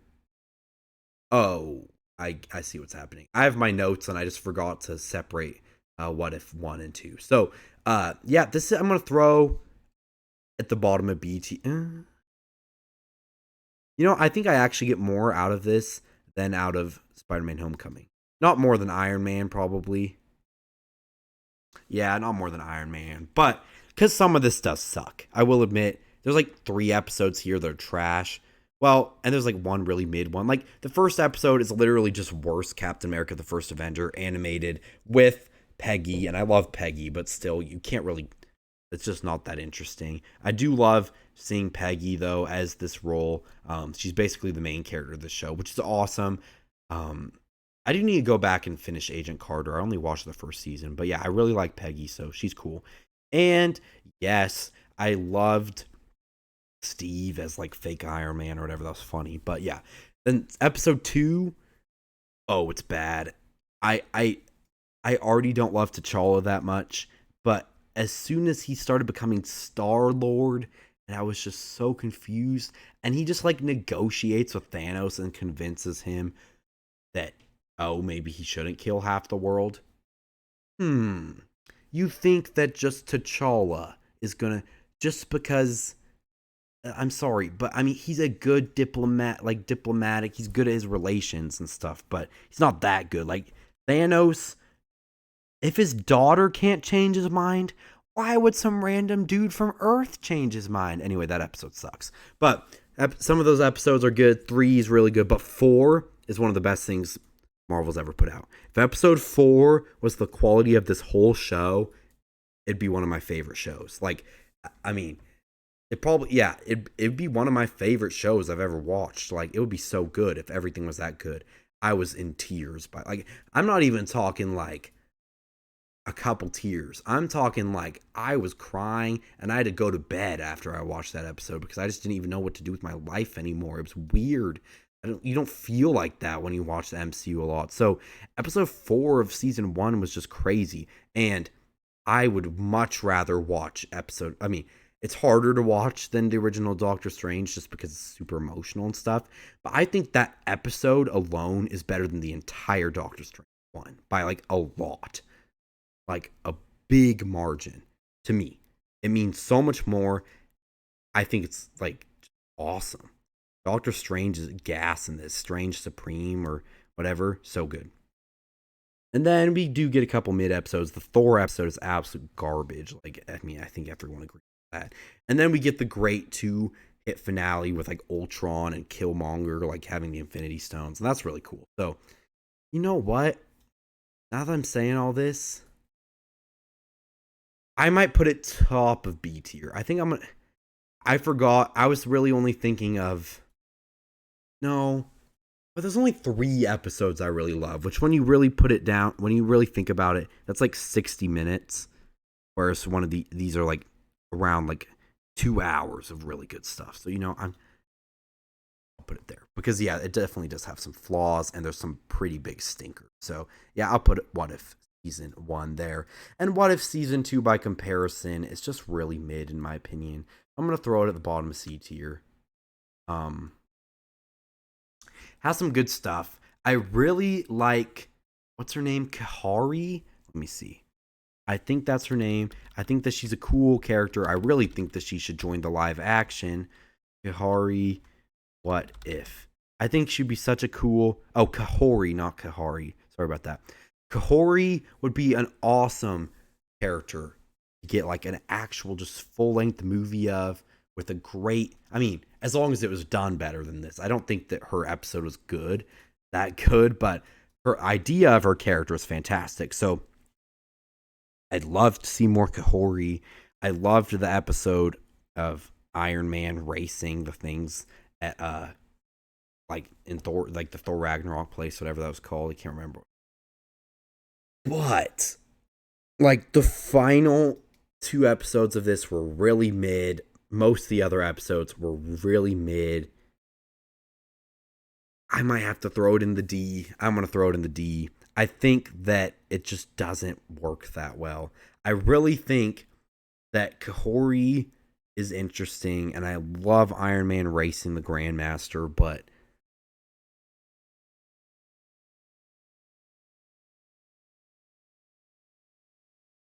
I think I'm moving below Doctor Strange too. I think that yeah, it just isn't that good. It's kind of just not that good. So definitely got more enjoyment out of it than Thor: The Dark. All right, Shang-Chi. Okay, this is one of my favorite movies of all time. This is like my seventh favorite movie of all time. I freaking love Shang-Chi. So good. I'm putting it up here. Hot take, probably.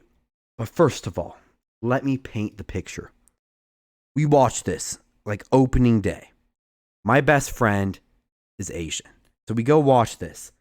It's me, my family, him, his family. We go to watch this. And I just look left throughout the movie. And I've never seen him smile more.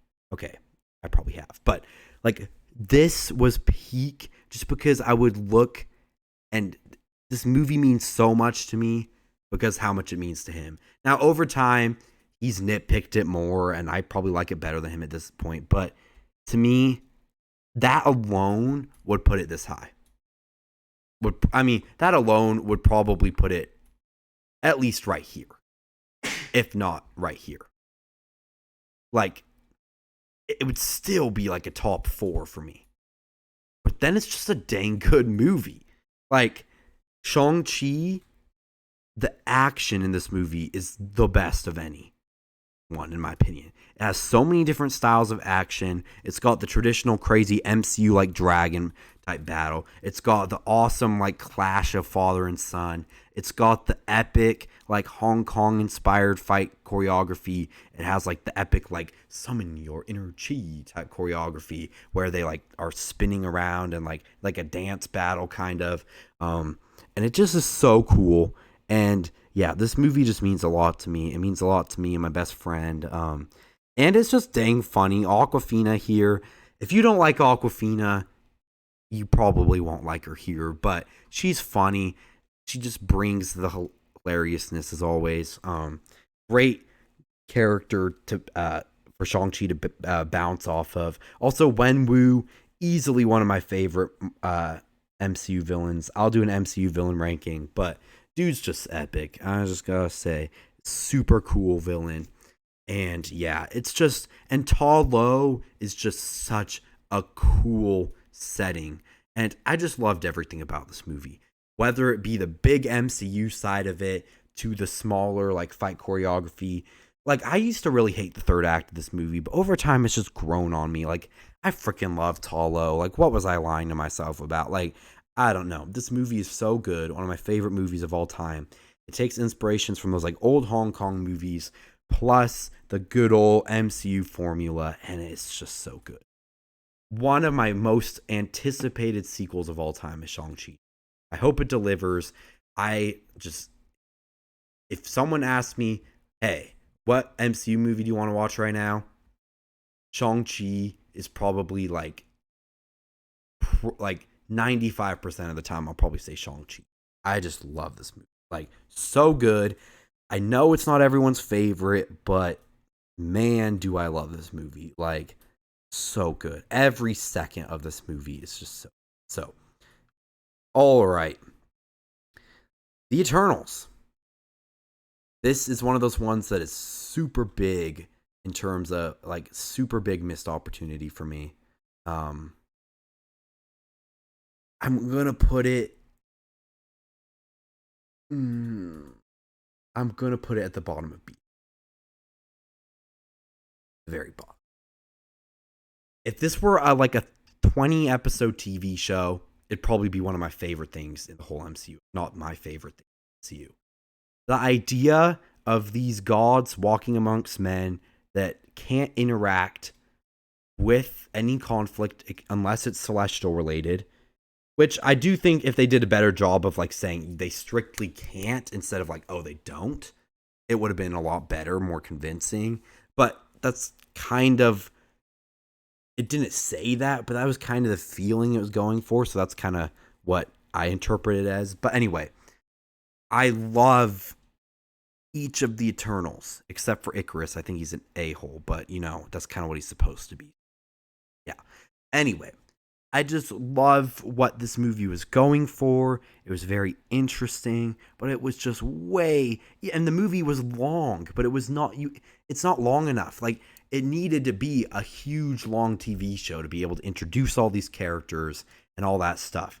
If this, no way did any of these, nothing needed to, the only things that needed to be a TV show to me are this, She-Hulk, if She-Hulk needed to exist, which it doesn't need to, so no. This and WandaVision are the only ones that I feel like would strictly benefit from being a TV show. Maybe Hawkeye, I think, really works as a TV show, but I think it could have just been a movie. I think it should have been a movie just so it could have been seen by more audiences, so I would say that. But anyway, Eternals just needed to be a TV show.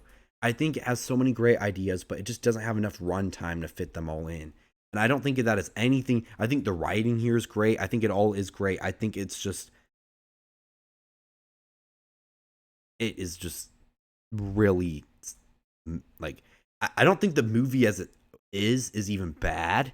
I just think it could have been so much better. So that's where I'm putting it. All right, let's move on to Hawkeye. Absolute classic. As you've heard me say already, I love the street level action. I'm a big music guy, and as soon as I heard that Roger the Musical, I loved that. I was so obsessed with that song for a while. I literally auditioned with for musical theater and got like a big applause with that song. Is hilarious. Loved the heck out of that song for a while. And yeah, this is just the top 8 here for me. Like, I just love Hawkeye. It's like the perfect little show to watch at Christmas time.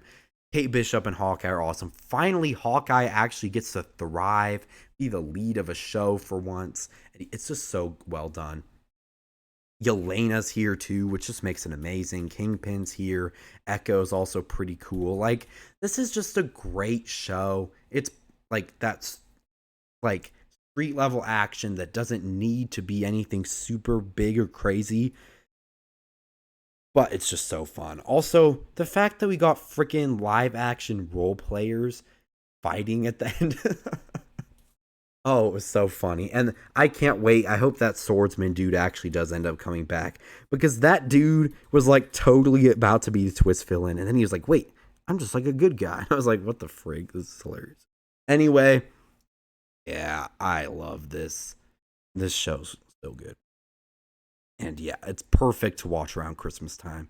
I think I watched it twice last Christmas break because my dad watched it and then he literally watched it again. The same, like, I'm not even kidding. Like, the end credits rolled and I think he restarted the show there, like right then. It was like, what? Like, dude, it's good. I'm like, okay, whatever. But yeah, I just love this show. It's super, it's like the most rewatchable thing. It's one of the most rewatchable things. It's such a good thing to just throw on, especially around Christmas time. So yeah. All right, No Way Home is one of those movies that I know has its flaws, but I don't give two fricks. This is one of the best movies ever. And yeah, I'm putting it up there. Just as a Spider-Man fan, you can't beat this movie. Like, even you take out Tobey Maguire and Andrew Garfield, and this still would have probably been a good Spider-Man movie if they were able to tweak the story a little bit. Like, it just, even his relationships with MJ and Ned and all that. A lot of people say the first act is mid. I think the first act is still fantastic. The only thing that I think doesn't work about this show is the awful explanation for why the multiverse had to happen. And I'm sure they could have thought of something better, because obviously they can, because Sony did it, and if Sony can do it, Marvel can do it. So, well, I guess anyway, they can do it. But other than the bad explanation, this was like a perfect movie. Just so good. It's so emotional. It's so powerful. Yet, and the ending is heartbreaking.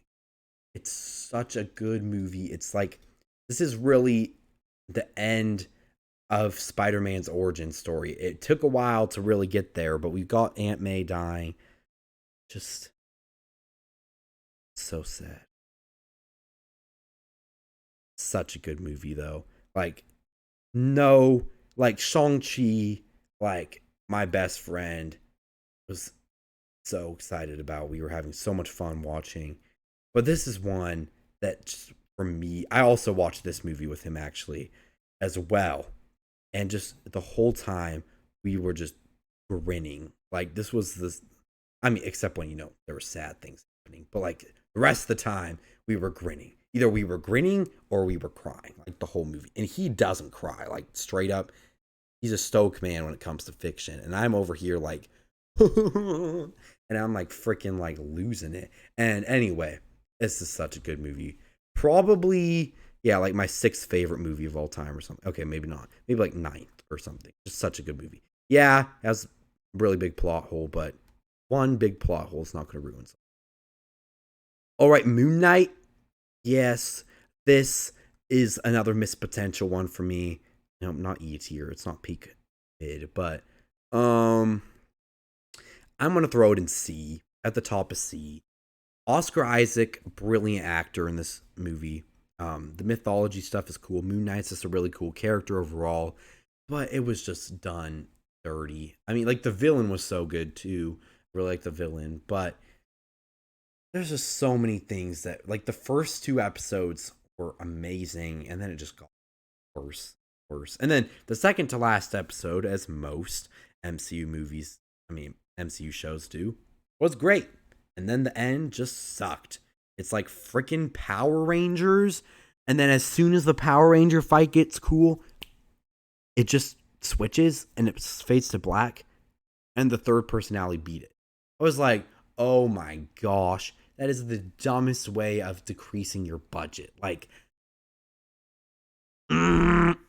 yeah, this was another one, like Eternals, like Black Widow, that just could have been so much better. But as a big fan of Egyptian mythology and all, just Moon Knight in general and all that stuff, I have to still put it at the top of C tier. But in terms of the quality and the missed potential, the lack, like, if I wasn't a little biased toward it, I'd probably put it like E tier, because it just, but I mean, no, I couldn't put it in E tier though, because Oscar Isaac is just so good at being Moon Knight. Like, it just could have been so much better. All right, Doctor Strange in the Multiverse of Madness. I'm not even going to pretend that this is a good take, but I'm throwing it in the S tier. I know this movie is bad. I know the multiverse aspect of it is utter trash. I will admit that. The fact that the craziest thing we got was like a multiverse where you go on green and, I'm sorry, you don't go on green. You go on red and stop on green, and there's pizza in like cones or whatever. It was trash. I mean, yeah. I feel like if this movie was literally just called Doctor Strange versus Wanda or versus Scarlet Witch, it would have been received quite a bit better. It was just really underwhelming as a multiverse. As a superhero fight film, like, I mean, it also was very bad in terms of inconsistencies of the magic system. And everyone on YouTube can break that down for you. I agree with everything they say. I understand the film is like the worst MCU movie in terms of how bad, how many plot holes it has. But when it's like a Sam Raimi crazy film where these two people are duking it out, going crazy with crazy music battles, weird zombie Doctor Strange, it's just one of the most fun, unhinged, crazy movies in the MCU. It's just so fun to watch. Okay, I think I'm ranking it a little too high though. I'm gonna still put it in S tier, but I'm gonna put it. Yeah, that looks better. It's just so fun to watch, and it's dumb fun. Like it's just such a good movie to throw on while I'm like playing a video game or something, and just have a blast watching. Is it good? No. It's like just a guilty pleasure. It's kind of like the Jurassic Park 3 for me, or like any of those Jurassic Park sequels, or just like it's so fun to watch.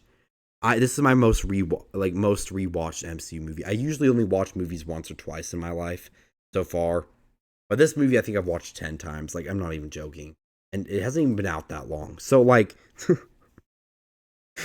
oh, I love Doctor Strange too. It is so gas. I mean, I get that it sucks, but we all have that one thing that we know it sucks, but it's just good. And this is that for me. So here we are, Doctor Strange 2 in the S tier.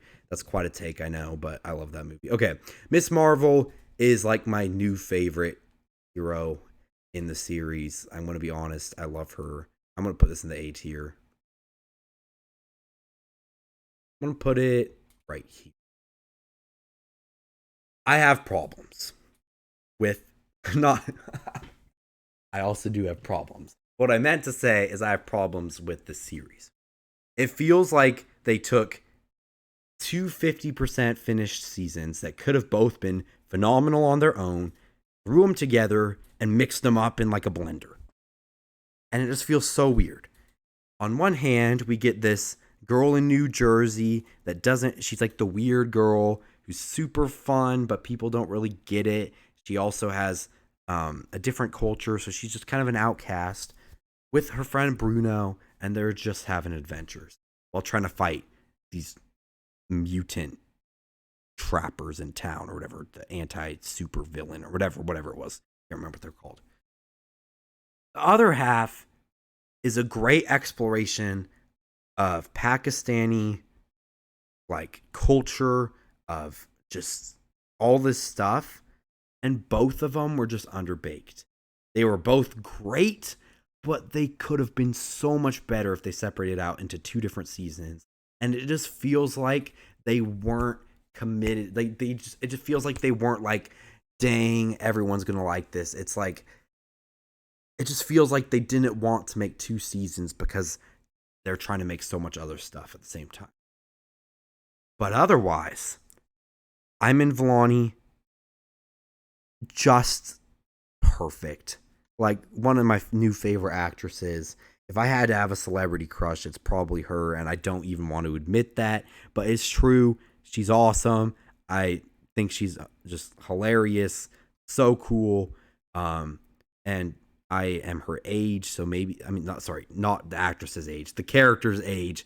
So I kind of think that Miss Marvel's super cool. If I had to fan, it's funny that she's fangirling for Captain Marvel and I'm kind of fanboying for Miss Marvel. It's kind of funny, but that's just how the food chain works. But anyway, I think she's awesome. Love this show. I wish that it did a better job of making it two distinct seasons, but I still loved my time with this show, and it's just so fun. And yeah, all right.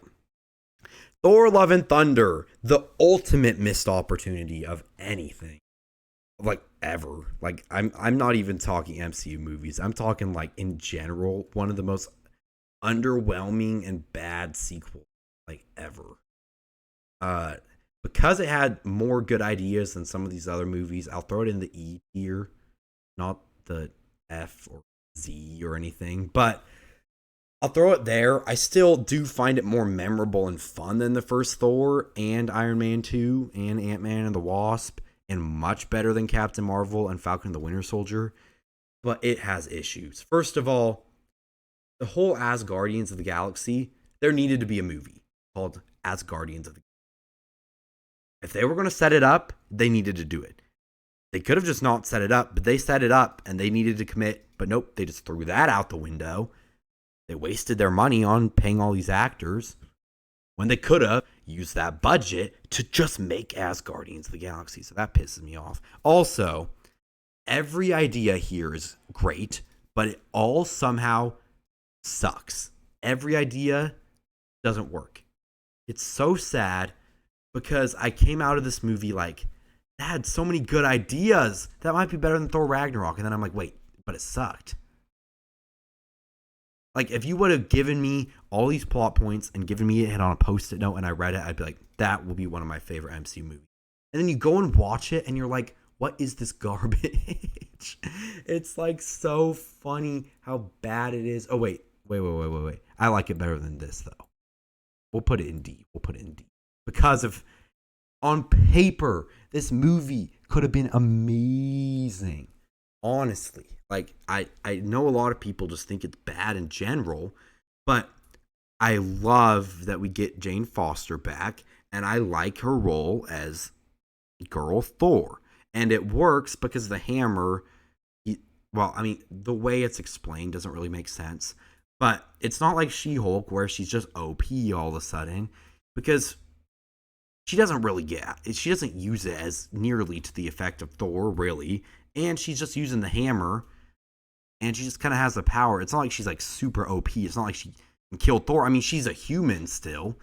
He's a god, so like, it's fine. I think she's cool. I think she's a cool new character. I'd love to see her in this role more. I love her cancer plot line. It's sad. I like that she's going to go to Valhalla and all that. But it just wasn't, that part was done pretty well, actually.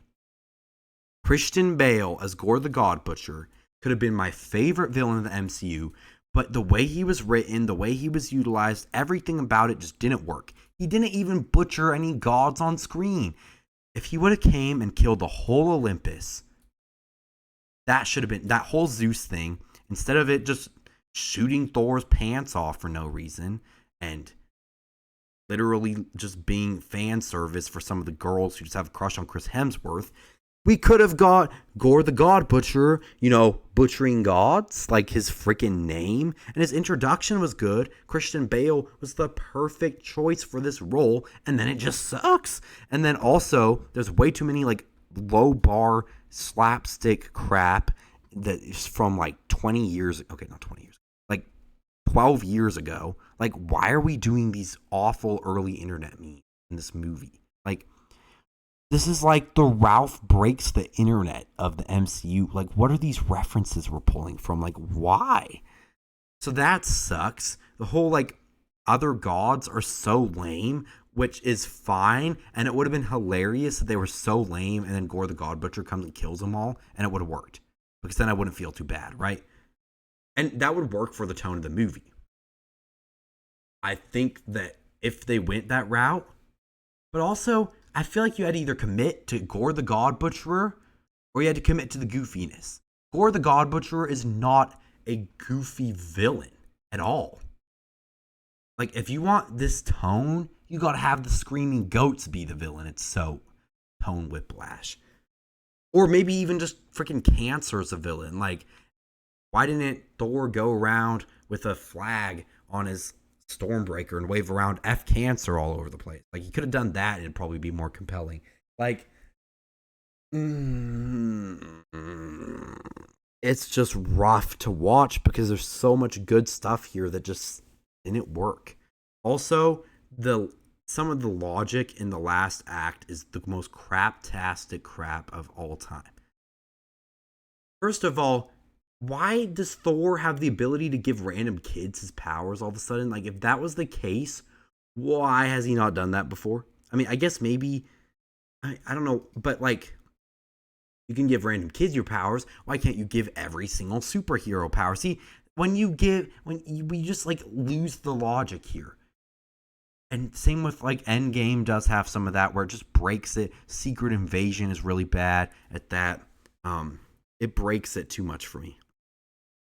Whereas at least in something like Doctor Strange and the Multiverse of Madness, the whole time that movie just feels that like it's just wacky and it's made by Sam Raimi and it just feels like that's what it's supposed to be. Like the special effects really go hard on the fact that it's just this wacky garbage. This movie, like, why does it just have that? Like, why are we giving random little kids powers? Why don't they just go sit in the background and, like, have a breather while Thor beats up the guys? Also, why does Thor revive Love? Well, that's not her. Is that her? I don't. Gorr the God Butcher's daughter.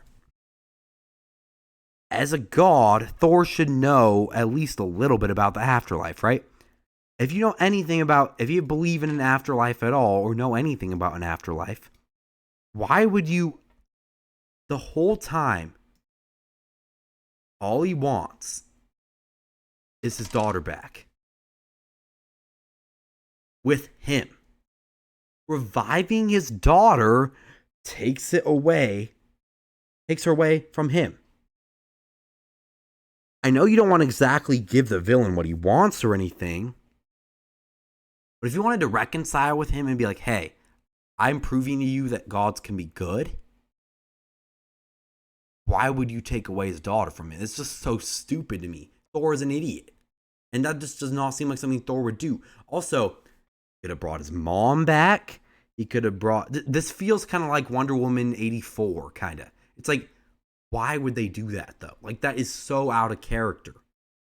I love the idea of Thor kind of like adopting a kid and having like a little sidekick to run around and maybe, yeah, that idea is brilliant. That's what we need for Thor. That's so good. That's a great idea for Thor 5. Thor is like, at this point, he had the dad bod. Now he has the god bod. We're going with this whole thing where, yeah, he kind of feels like he's going to be a dad now. He's got that energy. He's got that charisma to just be an epic movie dad. But this is not the way to go about it. It's just so weird. This movie is so weird in that every idea is brilliant. Every idea. Like, except for like screaming goats and stuff, obviously. But every idea is so poorly executed. Except for that one, I will say, the black and white fights. But pretty much everything else was so poorly executed. I did like New Asgard. We get to see more of it here. That's cool. I do think maybe Valkyrie's a little better in this one. But there are just too many things that just suck about it. Everything is just so poorly executed. It's not like Black Widow or Eternals or Moon Knight, where I'm like, I mean, it has more missed potential than all of those, and I think it could have easily been better than all of those. If these were at peak potential, okay, Eternals would maybe be better, but at peak potential, I think Thor: Love and Thunder easily has these both the butts handed to them. At least how like the story they chose to go with. But it's just, it doesn't really do anything well except for Jane Foster, in my opinion, in a couple of the battle scenes. It just doesn't do like anything good. It does it all so bad, but it also has so many good ideas. And that just makes it one of the weakest MCU movies for me. Now, I still admire this movie more than these three because it just it tried so hard to be good, you know? And these ones, I feel like this one was rushed. I mean, this one also obviously like tried hard to be good, but this just felt like a weird sequel and stuff. This felt like it could have been a masterpiece, one of the greatest superhero movies of all time, if any of it was good. Anyway, I think you get it. All right, She-Hulk is an abomination to mankind. Okay, let me explain. I have nothing wrong with the premise. The premise is actually awesome. I love like law shows. I like the idea of a fourth breaking superhero law show. That's great. That idea is good. The premise works. But there are just and also like Madison and Wong, great episode. But there's so many things wrong with this episode. I mean, the show. I'm not even talking about twerking or the fact there's a post-credit scene where it's like, oh, Captain America, yeah, he had sex in the first movie off screen. Okay, we don't care. Whatever. Like, that stuff is dumb. But it's just a little gag at the end of an episode. That doesn't ruin a show for me. Yeah, I don't like that, but that doesn't ruin it for me. I would never say that ruins a show. Like, maybe it would drop it down a spot or two, maybe a tier, just because of how cringe it is. But that's kind of what the show is going for, like a cringe, middle-aged girl, like lady who's trying to find love, kind of. When it's that, this show works. But it doesn't work it like anything else. The ending is trash. They literally proved to themselves why the last few Marvel movies have not worked for a lot of people. And while I like a lot of the last few Marvel movies, even some of the ones I like, I admit, yeah, they kind of sucked. I just like them because they suck and they're fun. There's literally a Kevin Feige robot at the end, and she's like, yeah, bro, you have bad opinions or whatever. So you're meta-commentating on yourself and you're not fixing it. I mean, I guess they kind of are trying to fix it now and stuff, but I'm like, weird. Why are we doing this? And even the setup for the ending actually wasn't that bad. And then they blew it out the window because the setup was probably the best part, that plot twist. And Daredevil deserves better, by the way. Anyway. But the big part for me, the thing that just took me out of the show from the very beginning. As a person, she's flawed, and it's cool. Her character is fine. The actress is good. As a show, like, if this wasn't a superhero show, if you took out every superhero part of it, and it was just a law show about a middle-aged lady dating, I would like the show. That's like the best part of it. But then when you add in the fact that She-Hulk is just as OP as OG Hulk, even though she's been here for like 10 minutes, it's just offensive. Also, she pretends like her problems are as bad as Hulk's, even though Hulk has been through so much at this point. Like, if it was the same, if She-Hulk has been with us the whole time, it has nothing to do with her gender. I think a lot of people are misreading that. If She-Hulk had been with us the whole time and Hulk shows up and is just more OP and it's like, I've been through so much, I would be just as pissed off. If not more pissed off, because there's less big female action lead characters and stuff, and that would just be stupid. But there's no reason that She-Hulk should be nearly as powerful, and she's gone through not nearly as much as Hulk has. Like, even just on the level of dating, Bruce Banner's girl died. Black Widow, she's dead. She fell off a cliff, sacrificed herself for the good of the world. Dating alone, only that one aspect of life, Bruce Banner's still way more depressing story than she ever will have. And that just, it plays it like this is like the most sad, like sometimes it's like, I don't know, it's so weird. Also, I will say one thing I did like, the fourth wall breaking does work because it was originally established in the She-Hulk thing. Now, the ending, that's just way off, way too, like, trying to be meta and cool. But I will say, when she just like looks at the screen like it's like Ferris Bueller's Day Off, she did that before Deadpool in the comics. At least from what I know. Correct me if I'm wrong. I think she did that before Deadpool in the comics, if not around the same time. I don't think that's like a copy of Deadpool. So I will say that aspect is fine. But anyway, back to what I'm saying. One thing I love about powerful female characters too is a lot of times, you know, just with how genetics work and how hormones happen and all that stuff, testosterone gives you big muscles. I think it is cool.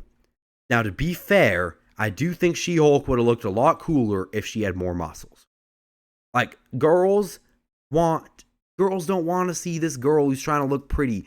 We're talking Hulk. We're not talking some, like, other female character. We're talking, like, Hulk. Like, ask any girl dang on the street. A lot of them just wanted to see a girl Hulk with actual, like, epic muscles. Like, I know girls, normal human girls, that look infinitely more buff than She-Hulk in this show. She's, like, just painted green. Anyway, she should have had more muscles. But what I'm really saying is, I like the idea that She-Hulk could switch on a whim.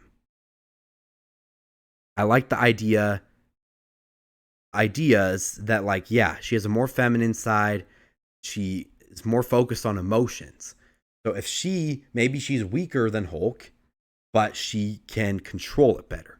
That would be cool. It would make her more reliable of a hero than Hulk, and at the same time not undermine Hulk. But this show is like, oh, I'm just as powerful as you, even though I have no muscles. I'm just painted green, and then she throws something, and you're like, why is she even like, this is just, it's just kind of offensive to Hulk. Be honest. I don't think it's as bad as some people say. I don't think it's nearly as bad as Falcon and the Winter Soldier or Captain Marvel. It just feels kind of offensive to longtime fans, and it's really offensive to a lot of my friends that are girls too. Like, they hate it more than me. They think this show is stupid. And that makes me sad. Because really, what I feel like they were kind of trying to do here is bring in some more girls to watch these movies. If anything, it repelled them from watching these movies.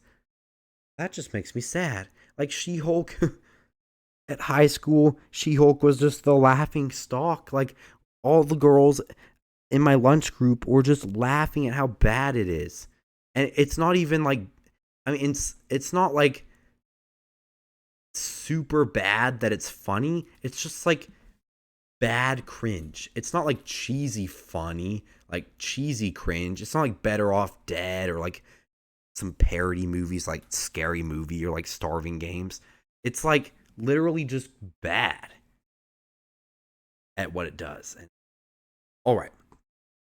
I'm gonna throw in the specials in the Z tier. I'm gonna put it here and here. Nothing. They're great. They're amazing. It's just hard for me to say they're better than a whole TV show or whole movie.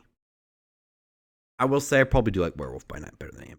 So, they do just exist. They are so perfect at what they do, but they just can't be like, I can't even say they're really good. I don't even say I like them better than Thor or like Iron Man 2. Because those were just more, just in general. Like, they had a lot more. But these are just fun little things that aren't really necessary to anything. One's a Halloween special, one's a Christmas special. They're really good at that. They're really creative. This one is funny as frick. And this is just a cool little side story in the MCU that I thought we would never get something like. Granted, I just don't think they're better than anything above them. Critically, I think they're way better made than like Thor the Dark World, and Iron Man 2, yes. But it's just hard to say that they're as good as a full-length movie or a 6 to 12 episode TV show.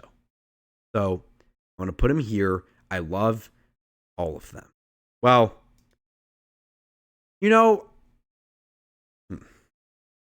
I think Ant-Man and the Wasp probably just should be in the... Yeah. I feel like the specials should just be in their own tier. And I know that's kind of a cop-out to some. Probably a cop-out. But it's just hard to say I like them better than any full-length movie. Just, I don't know.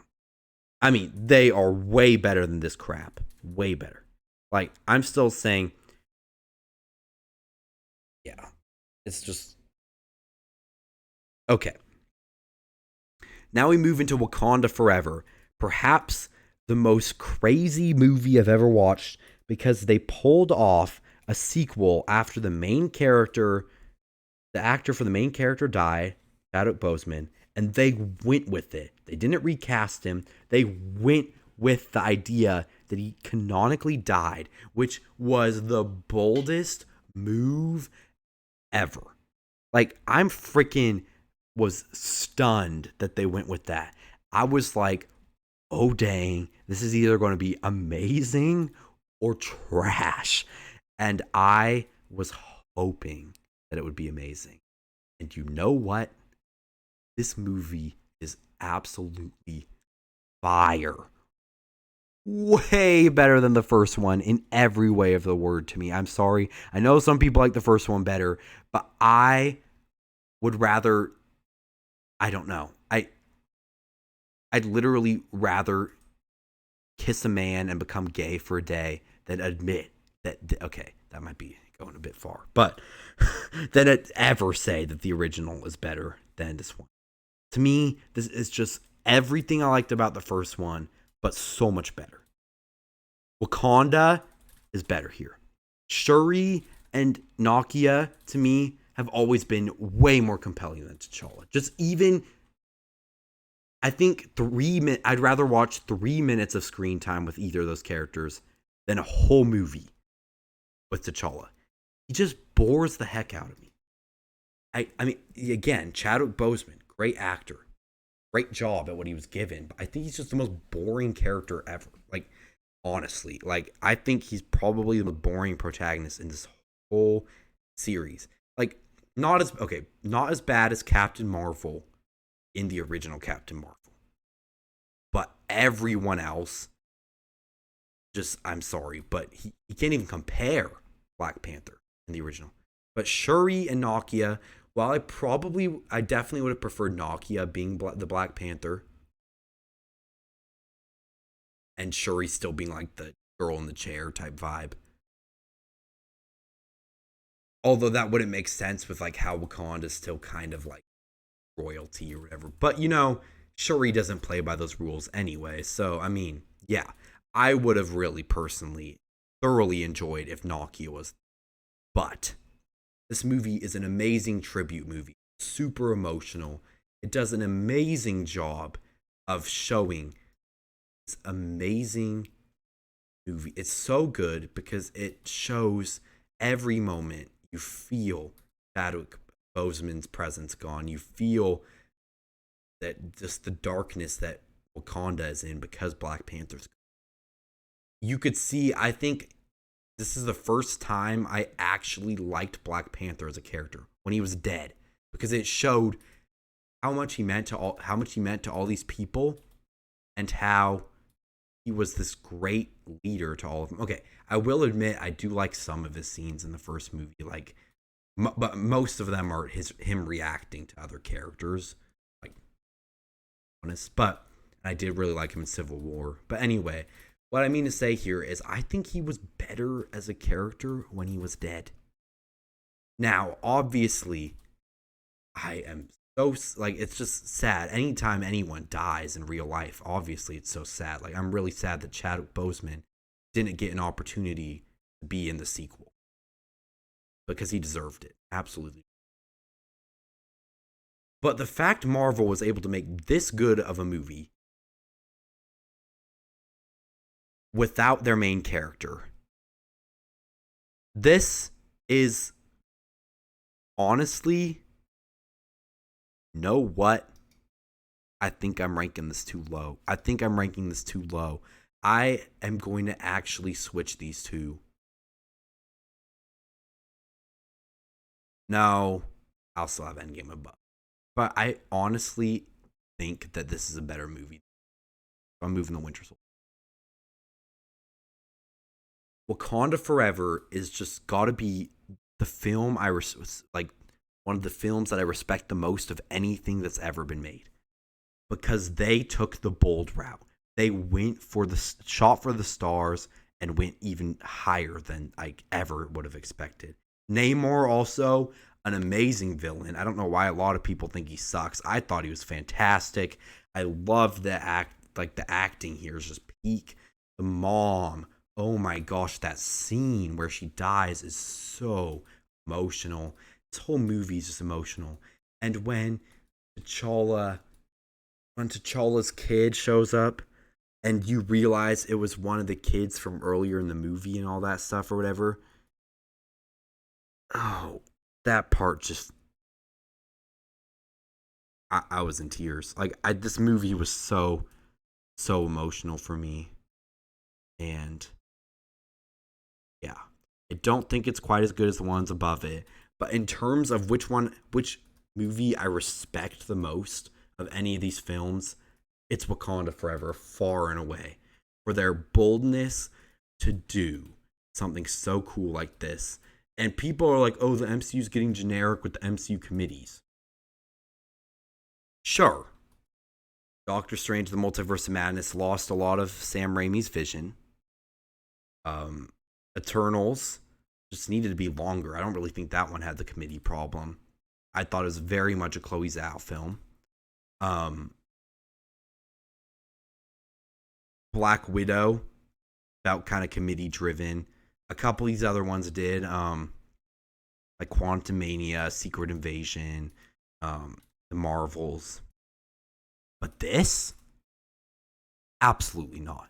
Nothing remotely committee about this. The only true flaw with this film, I think, is it drags on a little too long, and it's a little hard to rewatch because of how long it is.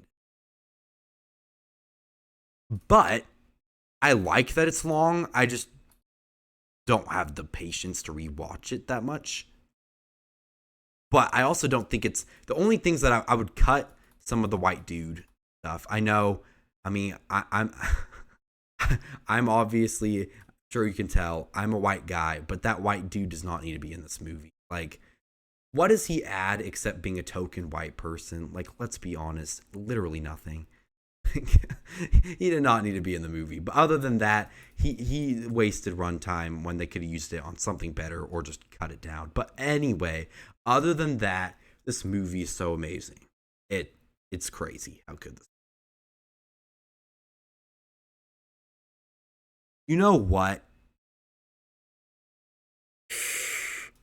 No, I can't say. Thor Ragnarok is just too funny and stuff. I think Wakanda Forever, the only thing it's really missing is like the funniness of the MCU. But you know what? I'm okay with that because I can watch any of it if I want that. Anyway, I could talk about Wakanda forever. Ha ha ha ha, that was funny. But instead, I'm going to talk about Quantumania, one of the biggest misfires of the whole. Oh boy. This is basically Thor Love and Thunder, where everything sucks except for one thing, and that was Jane Foster and the casting for Gore the God Butcher. Like, pretty much everything sucks in this movie.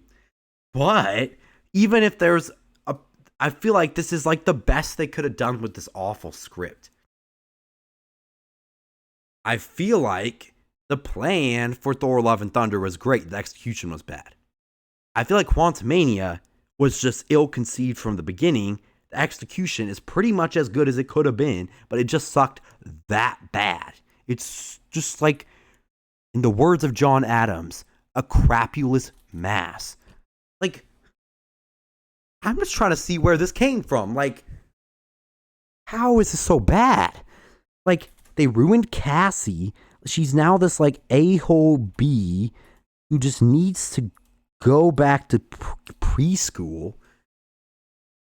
Paul Rudd even feels kind of boring in this movie. It's Paul Rudd! How does Paul Rudd feel boring?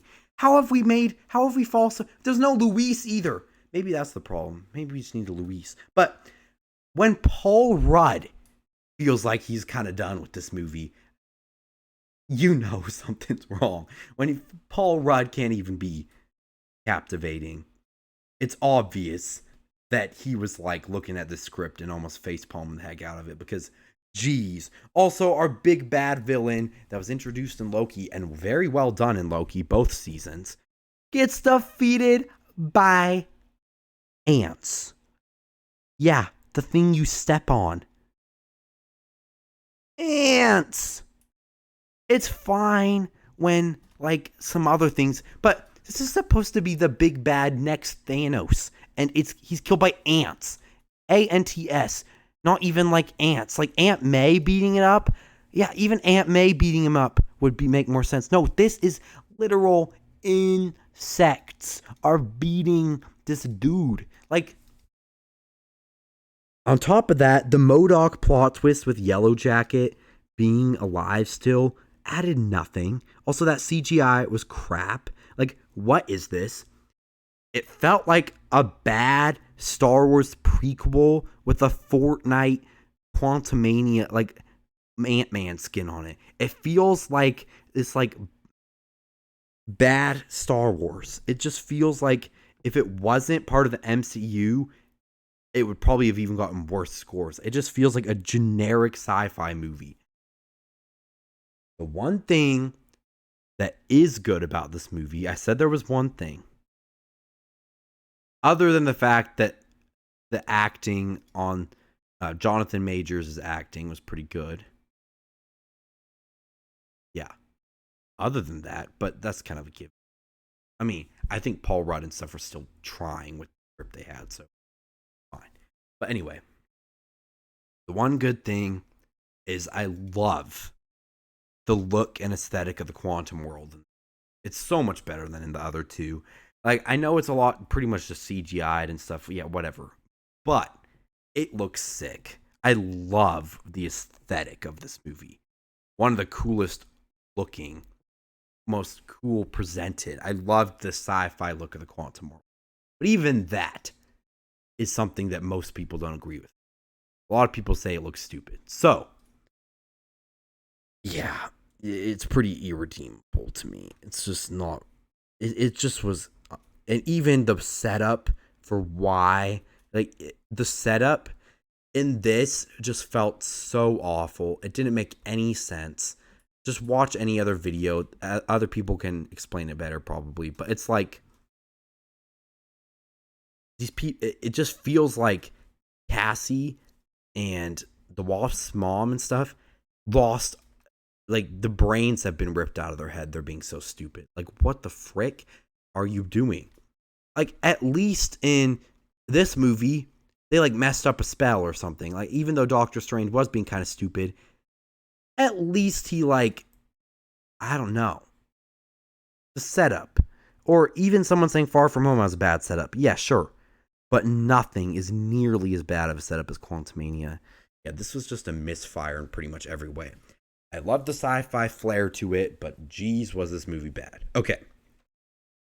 Next, we got good old Guardians of the Galaxy 3, my favorite Marvel movie of all time.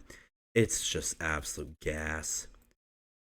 It takes what I love about the first one, and the first two. I don't know why I said the first one. I will say, it's not quite as funny as the second one, and it's not quite as iconically, like, it doesn't, like, introduce the character.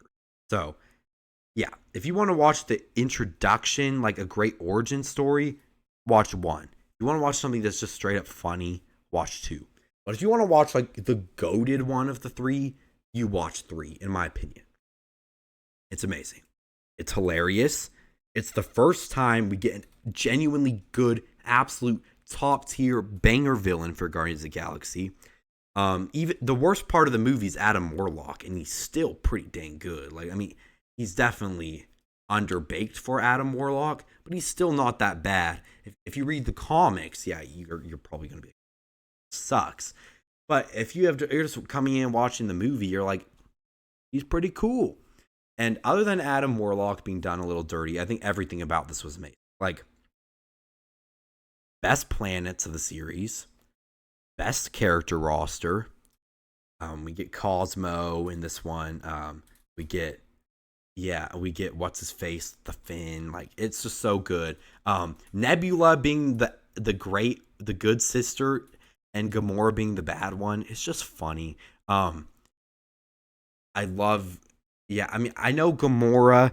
It's kind of hard to watch after she died, but I think they did it really. It was really well done, and I'm sure that this wasn't really James Gunn's original like idea. Maybe it was, but I don't know.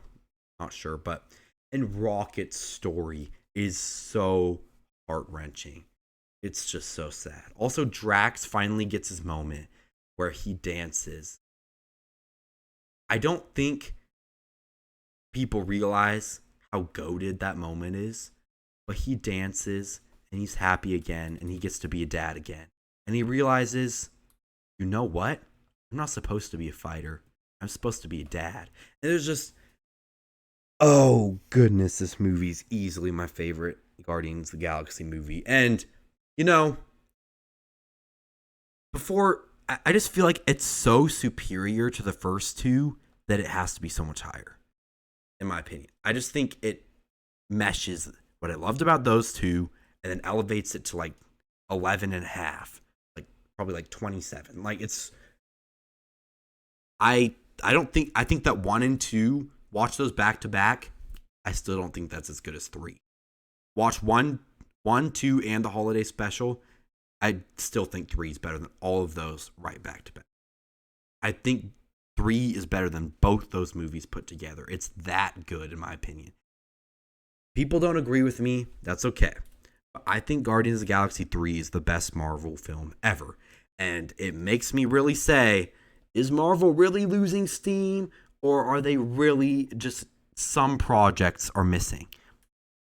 Because in the end, yes, a lot of the projects that have missed are Phase 4 films, but the ratio to me is about equal to what it used to be. It's just they're putting out more.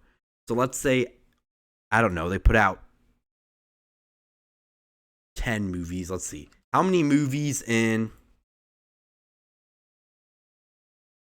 Wait, let's see. How many hours of content in Phase 1 of MCU?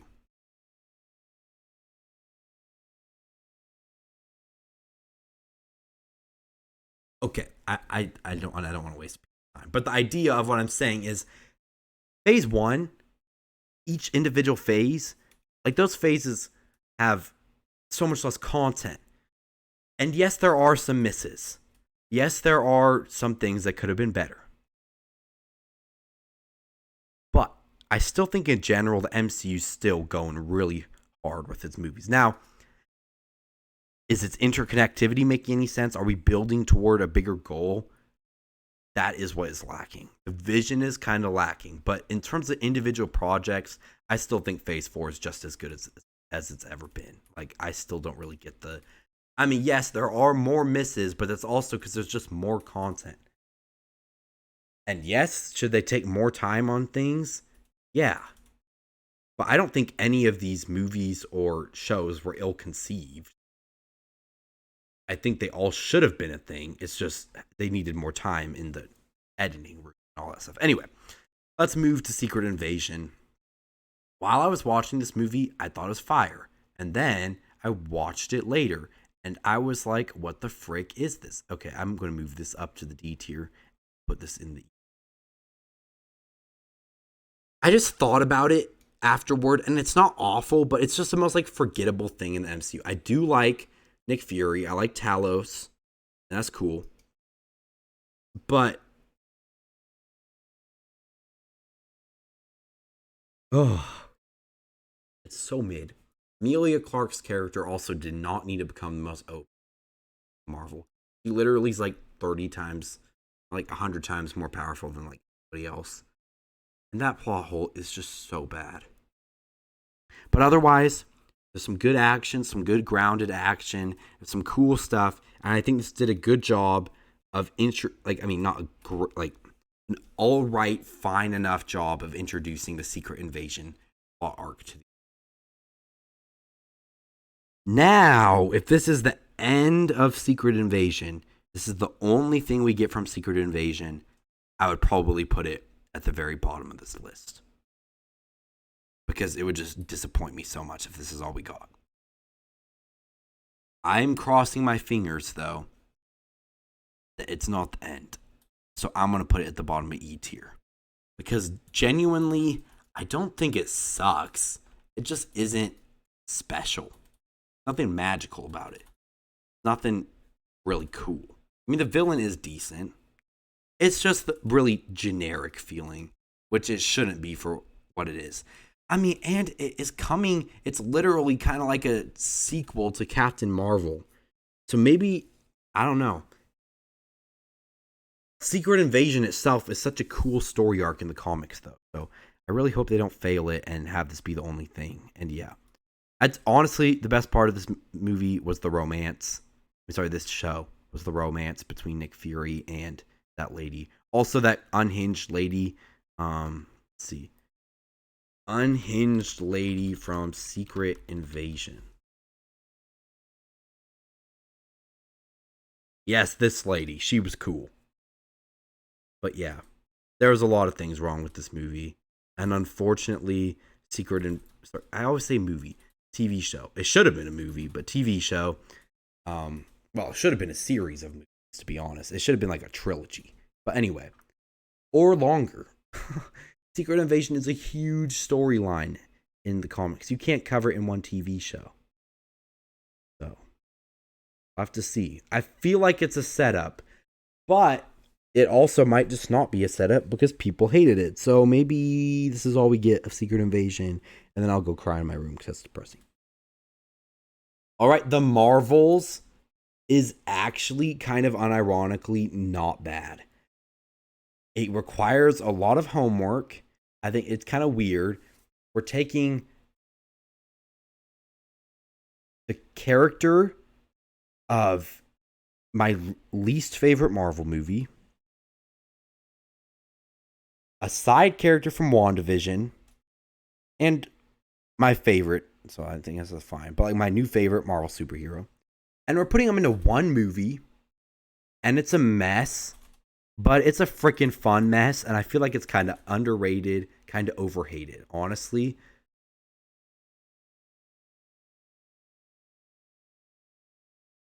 It's gonna be a hot take. Super hot take.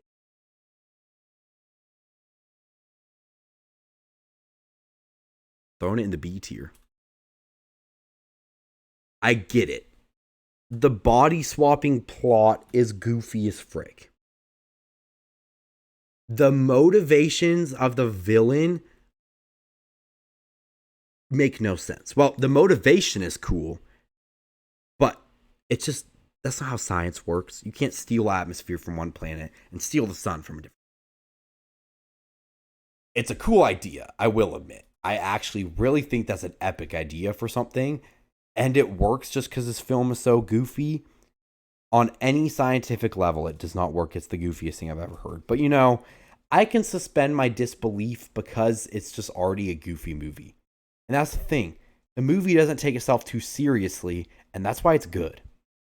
It really meshes these characters together, and it kind of works. I love Miss Marvel. I love her. I love this team. This team is just so fun to see. Honestly, it's just a great team. I'm not going to lie. It's really fun to watch.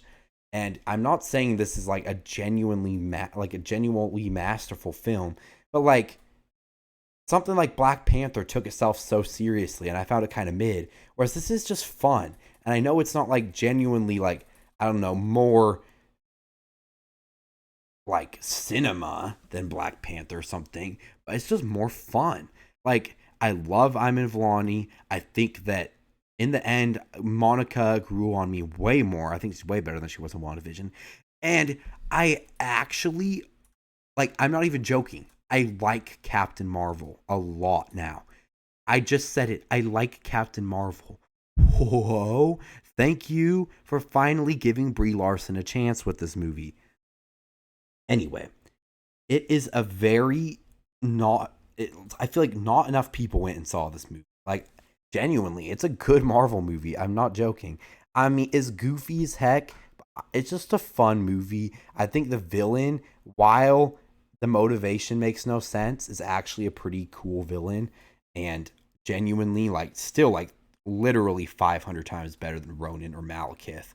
Like, way better than those crackheads, pieces of crap. Way better than, like, Yellow Jacket. And she's definitely better than a lot of MCU villains. I think she is pretty interesting. And the whole singing, like, I'm telling you, this movie takes nothing about itself seriously. And that's part of why it's so good. But the scene where they go to a planet where Captain Marvel used to have like a boyfriend or something, it was like gonna get married or whatever, and it's just everyone sings on this planet. I'm not joking. This made me laugh so hard because I'm someone who will walk around the house and belt songs just like constantly. As long, I mean, if someone tells me to stop, I'll stop. But like, this scene was just pure fun to me, and there was just so much. I'm not saying this is like an amazing movie, but it's just really, really fun to watch. And I don't think I would say anything is like genuinely wrong with it, except yeah, maybe the villains. Yeah, the science behind that villain is not braining. But other than that, I think this film is perfect for what it was setting out to do. And I think it's more fun and goofy than something like Ant-Man. I know it's probably my Miss Marvel bias, but I feel like this is like an Ant-Man plus the vibe to me is a good like in between of Ant-Man and Guardians of the Galaxy, with that more like it doesn't take it like it's smaller scale. I mean, it's like on a grand scale like Guardians of the Galaxy, but it's also kind of on a small scale like Ant-Man. And it feels like this great like little team up movie. I've been wanting a team up movie. It's too long since we've got like an actual like team up movie. And just another team up movie was nice. I guess we had the Eternals, and I guess like we did get Spider-Man. I mean, there have been some like quote unquote team, but this was just great. I liked it, and the body swap humor, it was kind of low bar, but it was also funny, and it was just kind of my thing. So I'm not saying this movie wins any awards or anything, but it's just fun, and I liked it. And sure, nothing in this movie is as fun as like Luis from Ant-Man, but I think overall, I just had more fun with this. As I was saying earlier, either like government stuff or like the magic, like crazy side of the MCU are usually my favorites. So when we have like the Marvels, just hits that crazy, like the crazy fun stuff that I like about the MCU better than something like Ant-Man does, where it's grounded, but it's also not like a thriller or like political driven, or like it's like Iron Man. Any of the characters that wear a suit and that's their power is not really my favorite. Which is kind of like, I mean, like something like Black Panther is kind of cool, but anyone who just like wears a suit. No, but Black Panther's suit, I think what's cool about Black Panther's suit is it absorbs energy.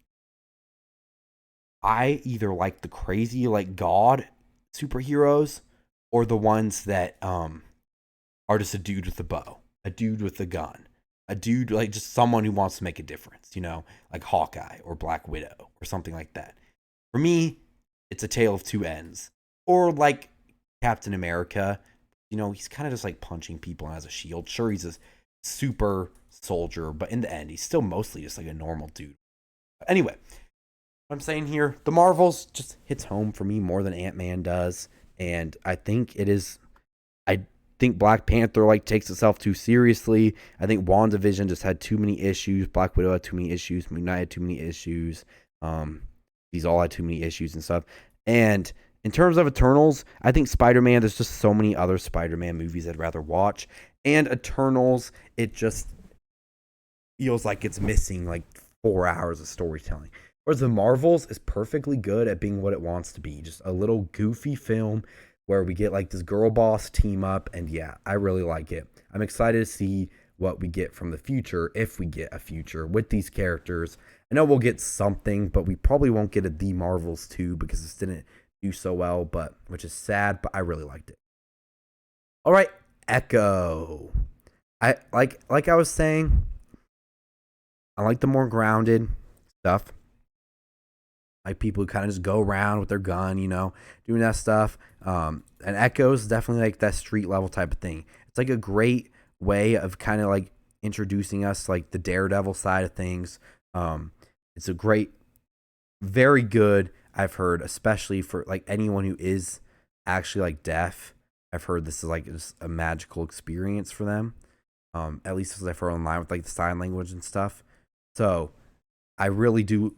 I like this show for that. But an Echo is good, but it's just not my favorite thing.